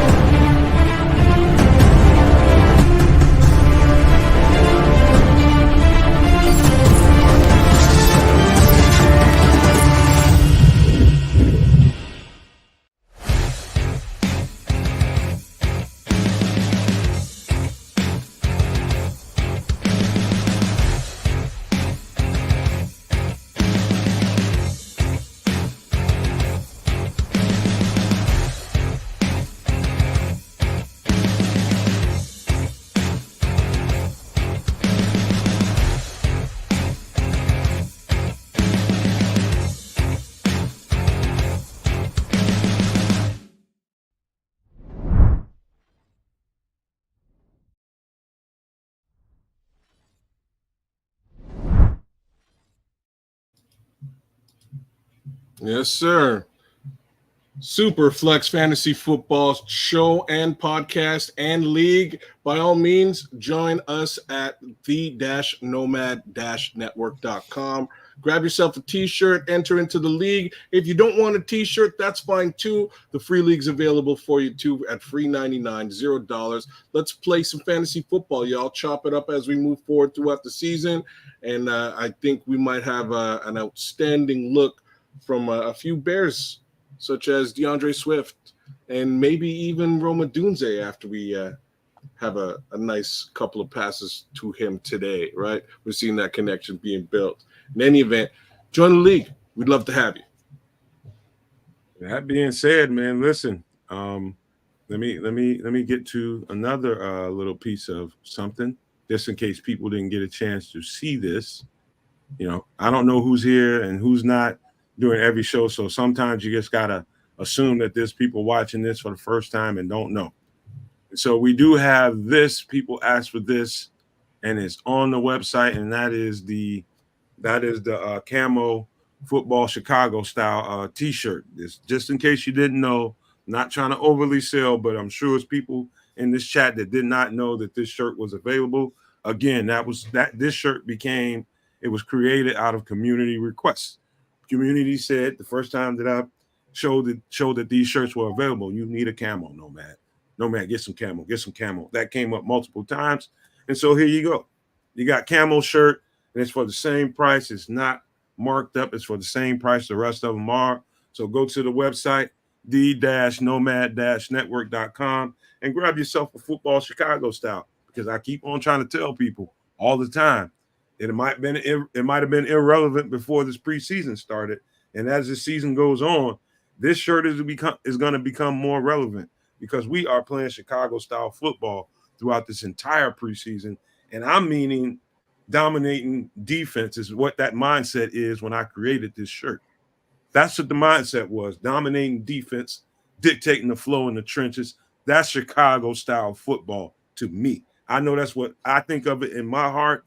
I'm curious to know what you guys think of it, but make sure you stop by the website and grab the camo, and there's other variations of it there too. So that's just a reminder for you guys that didn't know it was there. But that being said, let's get back to some football, you guys. I cut you off again, Bishop. I don't know if you remember what you were saying, but feel free to carry forward. I forgot. All right, 7 open teams. Good job reminding them. 7 open teams in the free league. You want to speak to that, kids? Nope, didn't want to speak to it at all, but now that you put it on the spot, by all means, join the free league as well. Free league is wide open for more folks. If we have to reduce it, we will, but hopefully we don't. We're standing at 14 positions per league. So again, a couple more heads would be awesome. No commitment from you other than playing fantasy football throughout the season and having some fun watching a fantasy football show. Appreciate what's up. I want to, before you go to Bishop, I want to say this too. A couple of things that stuck out to me. And this has been a question the entire off season. It's about, and I'm sorry about the noise, man. I got some guys working on the house next door. But Sure. Question was who was going to be that last receiver. And it's always been argued, okay, will Velus make this roster as the last receiver on this thing? I think they've created themselves an opportunity by sliding him into the backfield and competing for the last spot in that room. Instead of, I think we saw a good enough showing we've been seeing a good enough showing from Dante Pettis. I think Dante Pettis is going to get that last spot. The Simba Webster look good out there as well, but I say Dante Pettis gets that last spot. What say you guys? Well, any one of you guys touch that first? Go ahead. If Pettis does get it, it's because of his years of experience. But I don't know, man. I mean, if it's, I think Pettis has a good opportunity to make it because something that Nomad touched on during the game, if I'm not mistaken, which is the play of the punters. You don't think we got good punt returners. And that's where Dante had come in at as far as being able to provide us some good solid punt return play. Brian, you go.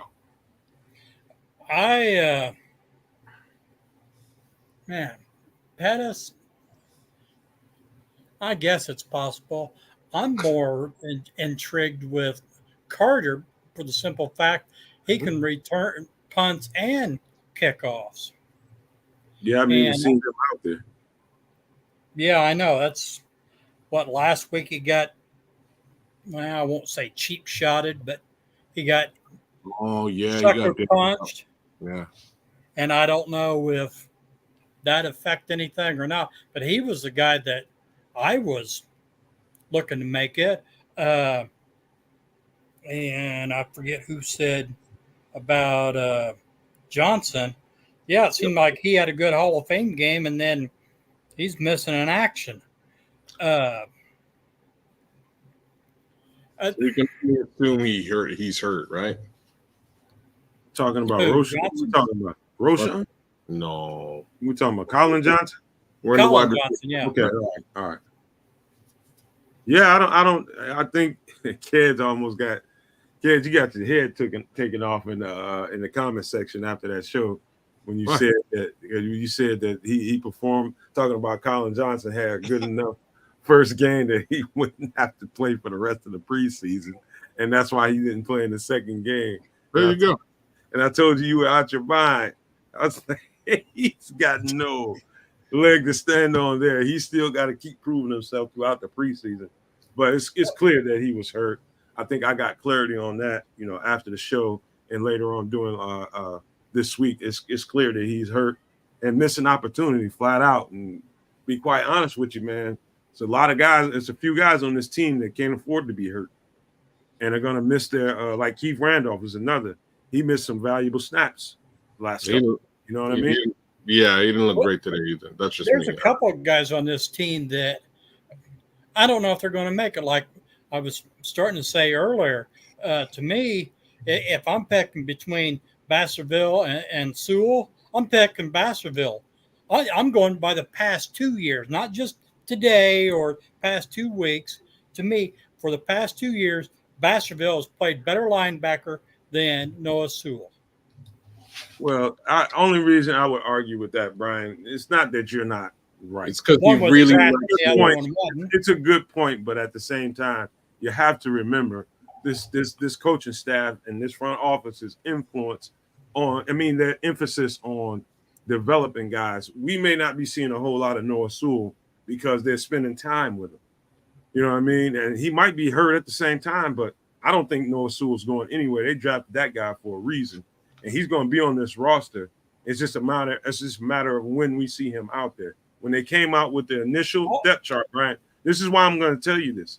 because when they came out with the initial depth chart that the Bears put out, he was number 2 in middle linebacker, Mike linebacker, behind Tremaine Edmonds. That's how I know he's going to make it. All I'm saying is the past 2 years, games that I've seen, Baskerville is showing up to me. Now, if they want to put the best player out there, that would be where I go. If they want to go who they drafted or who they're trying to build up, again, I am not in the building, so I don't know how well Sewell does to them. Scott, he's another one. They go on about him, and he hadn't showed me squat.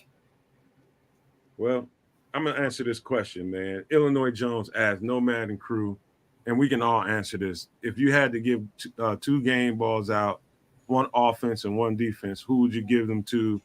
I go 15. I go 15 and KG. Kyler Gordon, number 6, And definitely on the Romo defense. yeah. Definitely on the defense. Just to not, you know what? I'm going to trick everybody on this next one because I've been putting question marks around his name the entire offseason, and I didn't hear a blip of blown pass pro. And I'm going to circle for right now Braxton Jones, number 70 on the offense. Go ahead and go, man. That's your offensive guy? That's so far. That's my offensive guy. That's crazy coming from you. Who's your defensive guy? Oh, definitely Kyler. Okay, all right. Brian? Yeah, Kyler Gordon, he played just unbelievable. On offense,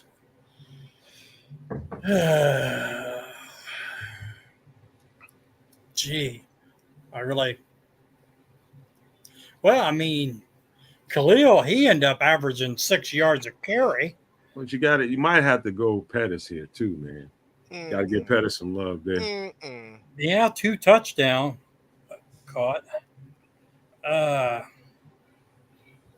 Gee whiz. Offensive line, I mean, for the most part, they gave Caleb time. So what you choosing? I don't. I'll go with Khalil because I know nobody else will. All right, that's fair enough. What say you guys? All right, I'll go. I'm going straight up CW 18 and 38 on defense. Basketball. Who'd you go with on offense? CW 18. Okay. Get used to it. What say you, Bishop? I got Kyler for defense, and I'm going Caleb on offense, primarily for Caleb because, you know, being a rookie, he could have easily gotten down on himself after the first 2 series and didn't. And I also thank the coaching staff for keeping him out there. But the fact that he was able to improvise, extend some plays, hit Rome on that one play, I'm going to give it to the QB. So CW 18 and Mr. Gordon at number 6, absolutely. Yeah, it's I just think Pettis definitely needs some flowers here, man. He played his ass off today. Pettis definitely needs some flowers. That's your child. Nah, I wouldn't call it all that. I just know how good of a receiver he is, and he's a great separator, and we're lucky to get him. We're lucky to get that guy, and I think he's going to be a benefit, man. I think he's going to be a benefit. And, you know, not only did I see him a lot during this game, but he kept showing up in the highlights too. If you guys see those joint practice highlights, Keith, you might want to back up away from the screen just a little bit. Just a little. There you go. But I think they're definitely trying to give him every opportunity. And I just like what he brings to the table. But if you had to really tip your hat off to one individual, you probably would just go Caleb. I just wanted to throw everybody for a curve by picking Braxton Jones because I think he's been doing well so far in camp. There's nothing wrong with you picking Braxton Jones. No, not at all. Like, on an honorary mention to the first and second team of the offensive line, period. Like honorary mention, those both groups played outstanding today. Mm-hmm. Yes, they did. Without question. The reason I would have also gone with Rome Odunze, except for the catch in the back corner. Rome, you gotta know where you're at. You have to have that spatial awareness, like Nomad was saying earlier on. And I'm not really trying to knock the guy or anything. Like he knows that. And I'm shut up about that right now. For me, for Caleb Williams, was the ability to take that shot to Rome Odunze when he did. Like that for me was a big passing. That was a big play. Even though it didn't work out. It was a big attempt. Jumping on the run, out of bounds, after the pump fake, and he still gets it to where it needed to go. Bang on the money. Rome's feet weren't set. Happens. The other pass goes without saying. I don't even need to bring it up ever again. Feel free to watch it. I will definitely be watching it on replay a couple of times because it's a thing of beauty and folks will enjoy it. But we're going to see a lot more of that as we go, and I can't wait. That's where I'm at. Give Josh Blackwell his flowers too, because without Kyler Gordon, we'd probably be calling him the one that gets the gold jacket. You're right. You're right, and that's why I said 38. Josh Blackwell, right? That's Josh Blackwell is 39. Or is he 39? That's you talking about Douglas Coleman. Yeah, 39 is Douglas Blackwell. Coleman's 38? Yes. Okay, my bad. Blackwell's all over the field today. That's my guy. If I said 38 earlier on defense, my apologies. Josh Blackwell, for sure. He's everywhere. Anybody else want to? Because it was a lot of things that I could. And yes, somebody just mentioned number 36. Owens played his ass off today. Yeah. Yes, he did. Yeah. And he showed up many times. I think. Do you guys think it's a likelihood that they start some early cuts come tomorrow, or you think they're going to wait and cut all at the same time? I think they may do some early ones because only reason I say that, guys, is because if the team, it's only because it's not what I think. It's only if the team thinks that we have a hole or two here or there that we think we can get better if we see something somewhere else.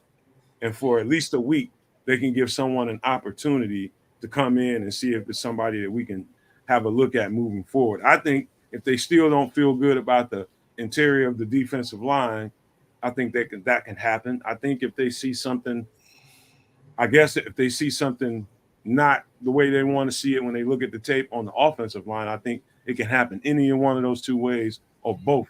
And it's both going to be in the trenches, in my opinion. See, I don't know what the rule is. I don't know if they could cut a bunch of players. I could see if they see somebody that's a free agent or hadn't got picked up or whatever. Okay, we're getting rid of Joe Schmo here and picking up this guy, doing that. But as far as like cutting, say, a half dozen people or more, and then picking up, a half dozen, I don't know if what the rule is for that. So I can't give you an honest answer on that. There's already been cuts. There's been guys getting cut, and released and all that kind of stuff. So I think it's about 50-50 chance we lose a couple of guys at least.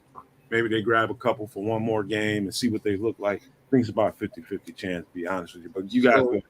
What you're saying almost goes without saying. It's usually more dependent on who, on whether there's injury or just somebody who's clearly flailing, right? Like if you're definitely not going to make this team, yeah, they'll cut you and they'll bring in another body.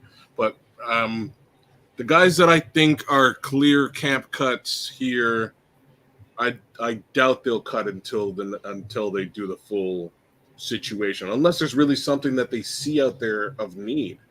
I'm at a loss as to what that might be right now. I didn't see a lot of again. This is only the preseason. It's what we're seeing so far. I was worried about the center position. I didn't see any issues. Do you guys see a bobbled, fumbled, funky snap today? They functioning well at center. They Yeah. function good. I did see a little bit of a jailbreak a couple of times and flush Caleb out of the pocket. Now, if that was Coleman Shelton, Tevin Jenkins, or Nate Davis, we'll see when I look at the tape. But he got flushed a couple of times pretty quickly, and it came from the interior. And so we'll find out. We'll find out. Tape will tell. I don't know if it's Coleman Shelton or whoever, but operationally he was sound. So is Ja'Tyre Carter. Going a little bit deeper in. I didn't see much shakiness or issues at that particular position, which is great. I didn't see much shakiness or even drop off with the guards either, right? And I mean from the starting team guards down to second team guards. I thought both of those squads looked pretty decent. Same token with the tackles. I didn't see a lot of drop off. We know what Larry Borum is, and we also know that we have another layer there in Karan Amagaji. So I'm pleasantly excited by what we've seen so far. So far, so good. Let's continue down this path, and again, continue to get better. Here's another name where I don't know how to pronounce it. Jero Choke. Just one penalty. Operationally, we are sound. You're not seeing the Bears getting a whole bunch of penalties. They're not. I mean, this stuff it sounds like nothing until you start playing the game and it starts costing you. They are functioning very, very, very well in eliminating, the shots in the foot. And so that's another thing. Good point there. One penalty, you can't beat that. No, that means they're actually doing the operation the way the operation is meant to be done. Big says the run game didn't look great, sort of address that. A general statement. No DeAndre Swift, but go ahead, Bishop. For me, what I want to see this next preseason and final preseason game, I really want to see them put more emphasis on the run game. I mean, because that's what's going to help Caleb come along, I think, a lot more smoothly. And I want to see more emphasis on the run game. That's going to be the identity of this team. I don't want the identity of this team to be throwing the ball 40 times a game identity. I want to see some football being ran. I want to see it run up the gut. I want to see them hitting some defensive players in the mouth. That's why I've been asking for Johnson. Johnson may not have a lateral movement, but I'm sick of all the lateral movement anyway. I want to see hit the hole and get upfield, north and south football, man. So I want to see more run. Next preseason game, I want to see more emphasis on the run, period. You know what? Here's the only thing. It's not that I'm countering what Bishop is saying. Here's what I don't want to see. I don't know that we're good enough in our front yet to be predictive about the run. Like the 49ers are good enough in their front, and the Eagles are good enough in their front where you can know the goddamn run is coming in. Damn thing you can do about it if they execute. I don't know that we're there yet. But what you're trying to get at is you want to see the Bears play Chicago-style football. I think that's what you're saying, and just go out there and bust them in the mouth. Well, this is the thing. In order to get better, it has to come with repetition. So I don't care, man, if you're running the ball 3-4 times and you get a yard here, a couple yards here, you got to keep doing it. You can't attempt it a couple times and then you automatically abort it because all of a sudden it's not there for you. Keep going. And in order for your front to get better at run blocking, you got to run the football. It's a tricky thing, man, because you cost yourself a game being stubborn that way. I've seen it happen. I've been on the field while that happens when you're not as good as you think you are, but you're stubborn enough to keep trying it. And I've been on teams where that's happened. I want to see the same thing where we're out there dictating the pace and the flow by keeping the ball on the ground and making somebody stop it. I don't know. This offense can prove me absolutely wrong in the very first part of the season and go out there and do exactly that. Because if you listen to the guys in the pressers, they sound like in training camp, that's what exactly they've been doing. Is going out there putting a helmet on a helmet and just forcing their will down the throat of the defender. Now, can we do that in the regular season when it's ones against ones on every team? Let's see, because it's definitely going to make it a whole lot easier for Caleb if they can. We got to see something, man. I just think, man, it is necessary. And don't get me wrong, I'm not saying let the whole offensive series be that, but I would like to see. I want to see what we can do as far as running on first down versus throwing on first down. I want to see what we can do in short yardage situations. Running the football versus always opting for passing. Just mix it up some, but let's really see what that offensive line is looking like by allowing them to go out and impose their will upon the other team, and let's run the football. Look, Bishop, this is how you know that you have a force to be reckoned with in the ground game. Is when you're sitting with 8-9 in the box in a predictable run situation, and you're still able to execute and crack them in the head. When we get to that level, if we start to see that, if we get into the season, Keith, and they got 8 and 9 in the box, buzzing right there, like we dare you to try to run this ball, and we absolutely run it and predictable at it and still execute and knock the piss out of them. That's gonna be special if we can do that. But if it's predictable and the coach is just over there being stubborn because Flu said we need to run the ball, and the offensive coordinator knows damn well we need to find out a better pass play to run, I'm gonna be a little upset because I know coaches can be that stubborn. Being predictable and you can kind of premeditate what a team is going to do. They can absolutely scheme to stop you. Putting 8 and 9 in the box is going to stop most teams. But if you're exceptional at that execution, there's nothing a team can do about it. But we'll see. If they try that and it works, then we really cooking with grease, like hot ass fish grease. But if they do it and they just insist on doing it and it's costing us a down in a series, then that's stupid. Just being stubborn for the sake of being stubborn is what it is. I have much to say on this topic. I just need the run game to work. I need DeAndre Swift to basically put up 1,000 yards this season, and Roschon Johnson to do something Roschon. I need Roschon Johnson to be able to get 3 yards himself, right? Just 3. I don't care about anything more than that. For the season? But need the kid, 8 men in the box. He can get that. I've seen him do that when he played at Texas, man. The kid can do that, and he can do that by just falling forward. That's what I mean. He needs to do more frequently, right? But again, that comes back down to the coaches getting into that and allowing that rhythm to get to build up. I just think, man. Sometimes you can get so excited over the fact that you got a quarterback with such a talented arm that you want to demonstrate that and allow him to be the hero. And I say, not right now. I think later on in the season, allow that to occur. But starting out, let's have a nice mixture, 60-40. Oh, yeah. What I'm saying? It's definitely going to be that. Flus is going Brother, I'm so with you. You're preaching to the choir. We're talking about the first, again, insist on that.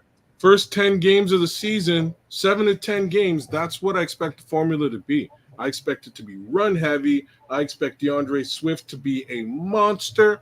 And I expect Roschon Johnson to clean up.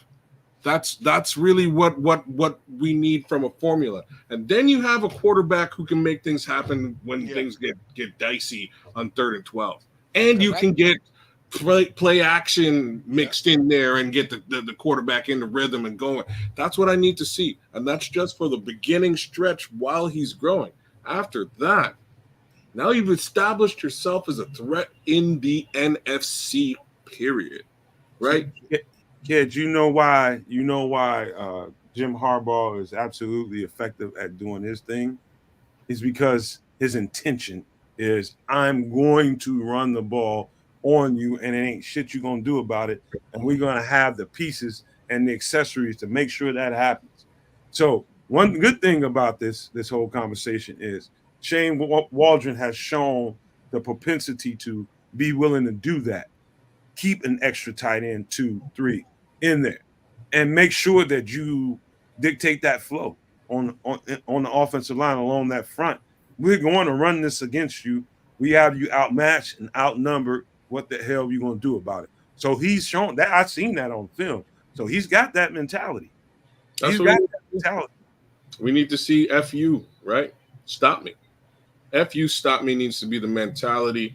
And if that's what we are able to see again, no, I'm serious. In the first few seasons, first few games, if there's no answer to stopping that run game, no major answer, that just allows it just opens up the door for the passing game to be something super special. So I'm so in for this.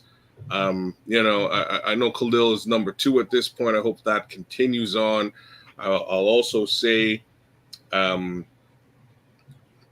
of these wide receivers offer something special in that jet sweep, reverse game.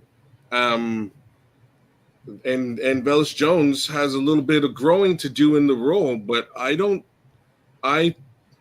going to say this right now, and I'm sorry, Travis Homer, but I think he brings more to the running back room right now than you do, especially at your price tag. So that's the major issue there.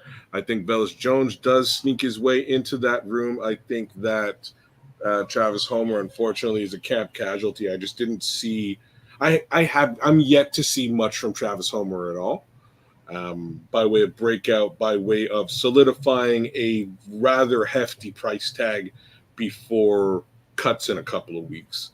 So that's really where my headspace is there. I think Velus Jones finds his way onto this team, onto this 53 by way of like the back door of the running back.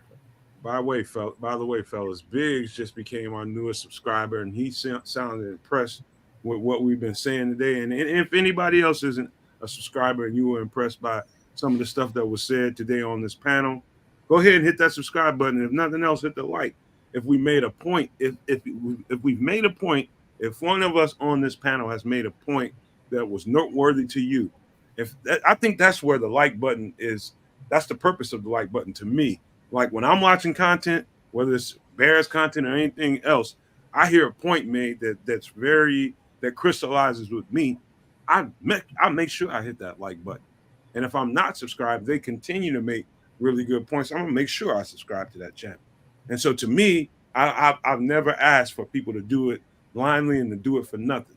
I like to know that we've earned each and every subscription, each and every like, and we didn't have to purchase now one of them. Any view that we didn't have to purchase, because people do that, and I ain't gonna get on nobody's case about it, but that's out there. I think we earn every bit of ours. If we said some stuff and we put some stuff on the table that you guys appreciated, hit the like button. If it was something that was going on and concurrent through the show, hit the subscribe button if you haven't. If you have the means and the willingness, go ahead and become a member. We would love to have that and be able to give you some members-only content. We're about halfway there to doing that. I just wanted to put that out there and give a shout-out to Biggs one more time. Cornelius Squaws. Number 2, no maniac Cornelius Squaws. Just sort of noticed that Velus Jones was on special teams today. He got some decent special team snaps. So did Simba Webster.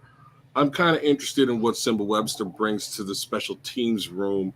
Don't be surprised if that's what keeps him on the team. Just going to say that out loud. Same thing with Velus Jones again. Back to him. I thought, note that he was the first guy to stop to attempt that first guy down the field to attempt to keep that ball in bounds, and that's just flat out speed, right? Like he just has that in spades. He's going to get to the other side and be able to do stuff. So like there's just so much refinement needed with this particular character that hopefully it comes over time. At the end of the day, I think just just his ability to be super fast is going to extend his career in the NFL, and I think it's starting with the Chicago Bears. I think he continues on. I think it's a matter of where is he more natural? There's no natural. Everything needs refinement. It's just raw talent and speed. Right. But what I'm saying is, does he look more natural as a receiver or No. more natural in the backfield? And it's easy. That's an easy. He looks like a better running back than he does a receiver.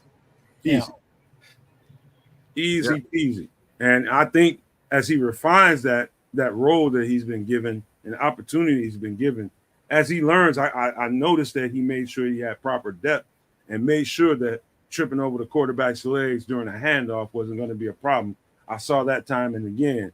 And once he learns how the blocking schemes are set up and what hole he needs to press, what hole he needs to, and then there's a secondary part of it too. When there's when that hole that he's identified as the hole that he's supposed to hit and he doesn't see it right away, identify that secondary hole. And that's the next layer of what he's going to have to put into his game, cutting back and doing that kind of thing. So it's a lot of meat on the bone with Velus Jones. I'm just going to say that. Yeah, I think, like I said, I think he's extended his life at the end of the day. And I think it's with good reason. You can't teach that. You can just point it at stuff and go, here, take this, go that way. And I think he's good enough to do that. And I think its value on special teams is super overlooked. So one of my favorite attributes to Cordero Patterson's game was just the fact that Cordero would gun like crazy on special teams. He was the first guy in front of that returner on the other side.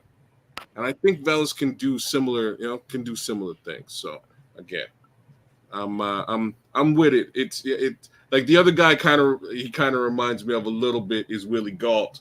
And older Bears fans will be familiar with Willie Gault. He's a track star, Olympic track star, wide receiver for the 85 team. They won a Super Bowl. But let's all be honest, he also wasn't the greatest with the hands. I just would say this, and I give the front office, I give the coaching staff a lot of credit because when they draft someone, they want to give them every opportunity, and just to see. And you keep hearing Flu say this time and time again when Velus Jones gets mentioned. He keeps saying time and time again, that's the reason why we brought Shane Waldron into the fold and let him take control of the offense so that we can take advantage of our skill set. When he's talking about skill set, he's talking about particular guys with particular talents. And Velus Jones has a particular talent. He's fast as a goddamn jackrabbit. And with the ball in his hands, he can make explosive plays. And I think he's aiming towards that conversation. He's saying that we had an offensive coordinator that didn't know how to apply him and his skill set, and we do now. And so give Shane Waldron a tip of the hat for understanding what he could do with him. And I'll just look forward to what he can bring to the table, because I do think he's going to be another wrinkle. And we haven't even seen the tip of the iceberg of what they may or may not have planned to do with Velus Jones. So I think it's going to be all surprises moving forward with him. Yeah, and Yaro Shea, I know I'm just butchering it, brother, but you know who you are. Yeah. Do we talk about Scott? I don't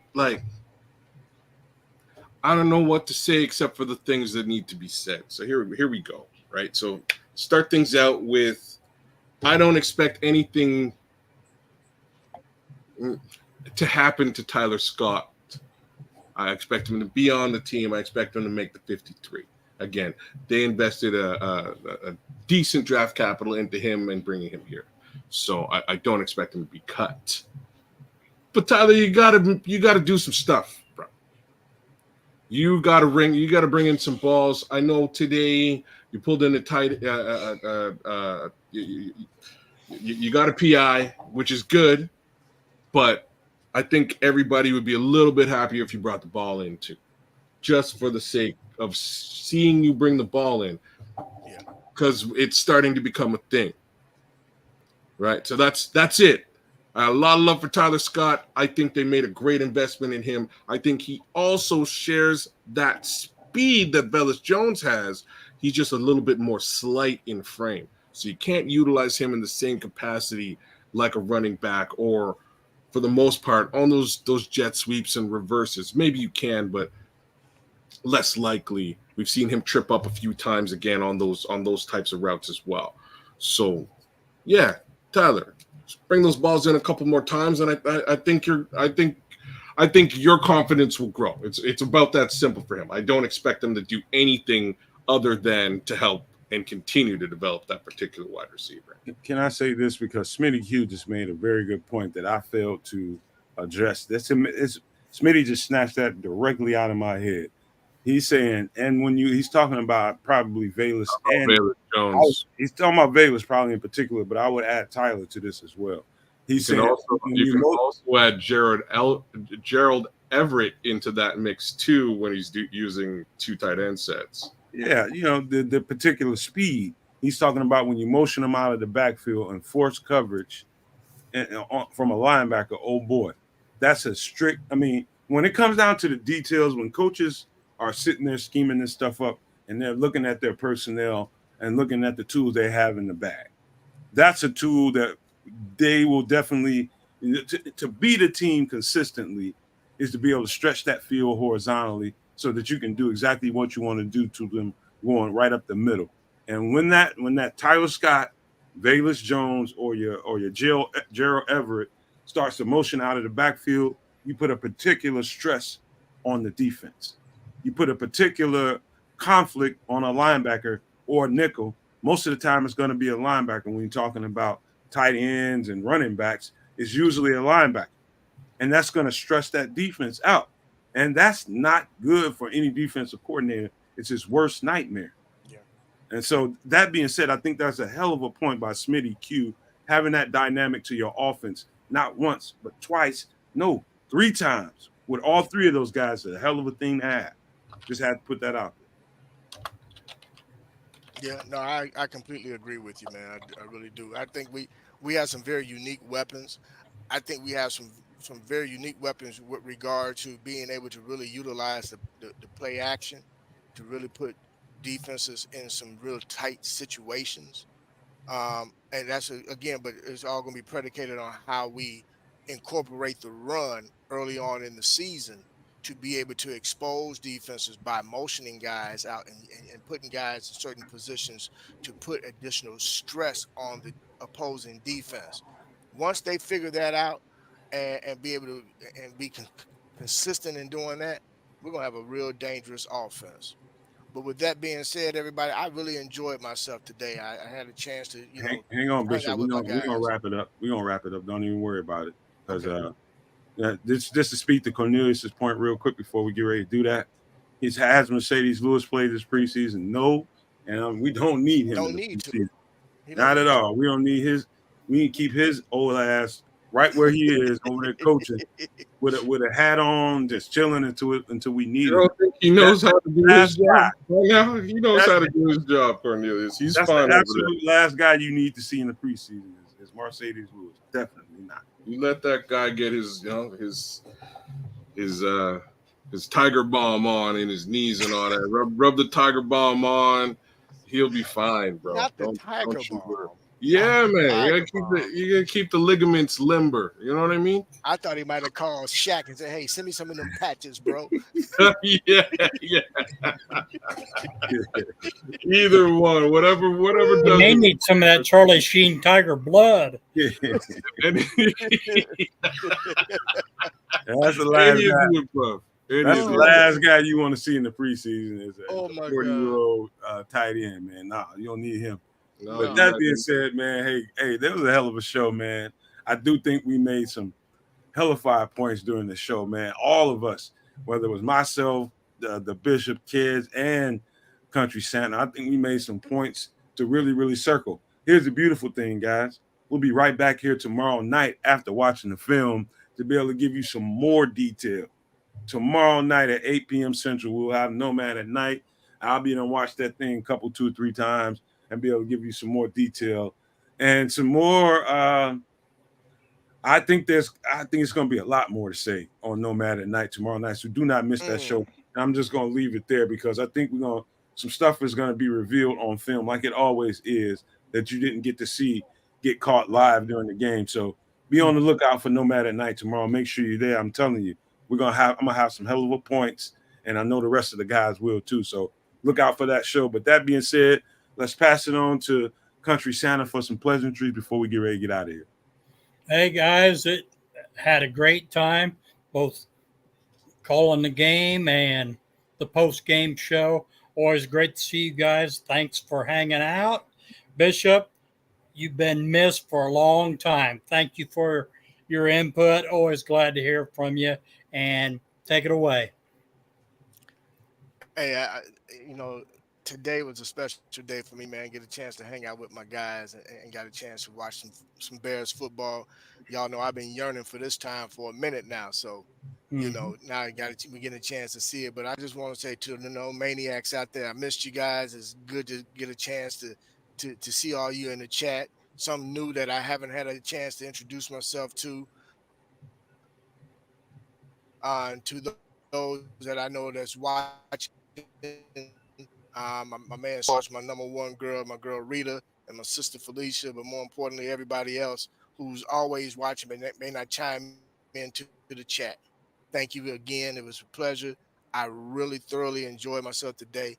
And for those that's going to tune in tomorrow night, definitely tune in. Have your glasses full and the bottle next to it, because I have a feeling tomorrow night's show is going to be one for the record books, because Nomad did not have a cocktail today, and I think he's going to be nice and ready to indulge in a little adult beverage while he break down the film, and kids will be reloaded with the Kraken or whatever else he may go purchase before tomorrow. So, and I'm going to be lurking around, ain't no telling where I'm going to be, paying attention to the show and chiming in, and yes, my glass will be full also. With that being said, I'm going to pass it to my man, Kez the Canuck. But again, to all the maniacs and everybody out there, it's always a pleasure. Thank you guys for joining in. And once again, make sure you guys hit that like button on your way out. And don't forget to subscribe and share this content, please. Hey, Kez, to you, my brother. Hold on, Kez. Before you take off, let me answer Jero Shea. I'm just going to call it that, man. If I butchered your name, I'm sorry. But he asked, can you share some tips on how to watch film? This is the best way to start. Go to the game replay. And so here's the easiest way to look at this. The game has all kinds of eye candy. You watch a play and you'll be watching everything under the sun. So go to a particular position group that you want to watch. And unless you get the all 22, it's an easy way to look at it. But get a position group. Start with a player. Last week, I looked at Braxton Jones, all of his snaps. Then I kicked on the side, how did Tevin Jenkins look? And just keep doing that. Look at all of their snaps. You don't have to be as fanatic as I am about it to watch each and every one of these guys' snaps, but I got to do a podcast, so I kind of need to know what I'm talking about. But in order for you to get good at watching film, you gotta eliminate the eye candy, concentrate on the position group, start there. And so watch all of the offensive line snaps first, then go to the defensive side of the ball, watch their snaps, and see what kind of sticks out. And so that's the best way to start. But go ahead, kid. Yeah, that's crazy good advice. Feel free to take that. It does help to have a little bit of a background in any one of the positions. Like Nomad's got a background clearly in the secondary, and it makes it a little bit easier for him to identify solid folks in the secondary. For me, it's a little bit easier for me to look at the edge, right? Because it's something that I've seen for years. Edge and or defensive line. Those are two positions that I've looked at very specifically over the years, and have a little bit of time seeing what a good versus a bad edge is, what those pass rush moves should be and look like. all of those things become, more commonplace the more you watch the film. Or, by all means, as opposed to film, go watch some actual games live and zero in on those positions under the same pretense. You'll get a good understanding of what you should be looking for when you do watch the film. Anyways, that's my little 2 cents. Give a little bit of love to our No Maniacs and the Super No Maniacs out there. Illinois Jones, we'll start with you. Cornelius Squalls, what it do? Number 2 No Maniac, who's still not a Super No Maniac. I'm gonna push you, Cornelius. Anyway, big ups to you, Gerald Shockway. Hey, I tried again. One of these days, you're going to give us like the phonetics so we can do it. We can pronounce it correctly. Smitty Q's out there with us today. Plankster, Super No Maniac Plankster. Katrina Pullen, thanks for coming through, Katrina. Trust me, Katrina, you keep your eyes peeled on this season. It's going to be one heck of a surprise, and I know it's going to be a surprise for you because you're keeping it close to the vest. You're not wearing your heart on your sleeve, and at some point, you're going to put your heart all over your sleeve. I'm drinking the water. Lula Shah is out there with us today. Lula Shah, what's cracking? The Scrolls always cracking jokes in the chat. Junior's out there. Dobbsy jumped in for a little bit. Who else we got out there? Man, a couple more folks I want to give some love to. Nick Albrecht. What's cracking, Nick? Thanks for coming through as per normal. Nick's usually with us here. Kenny was out there with us today. Both of the Josephs, Joseph Archer was out there. Cornell Bryant, King Booker World came through. The Naj was with us today. Thanks for representing Naj. And our guy, Jan Hammer, not to be confused with Jan Hammer of Miami Vice fame. In any event, take her easy.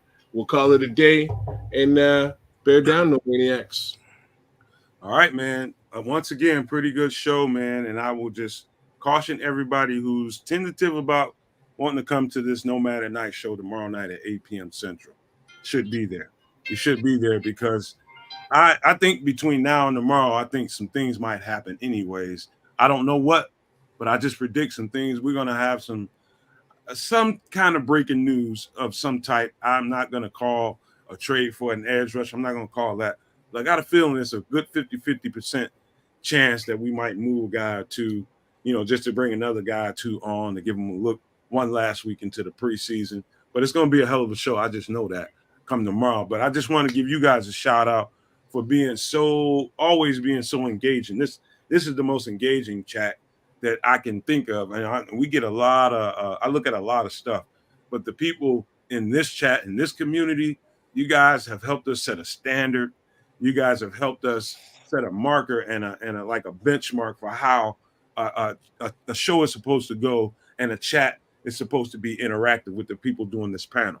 And so I believe that we do a pretty good job of making sure that flow stays kind of kinetic. We always interact with the people that's in the chat, and I hope people can appreciate that, because there's a lot of times I watch shows and people get so wrapped up into what they're doing in their show and what they're talking about in the show. They totally disregard the people in the chat that show up for them every week and make their presence known and give them the juice that they have as podcasters. So no matter what we do, we're going to always take some time and make sure we talk to the people in the chat.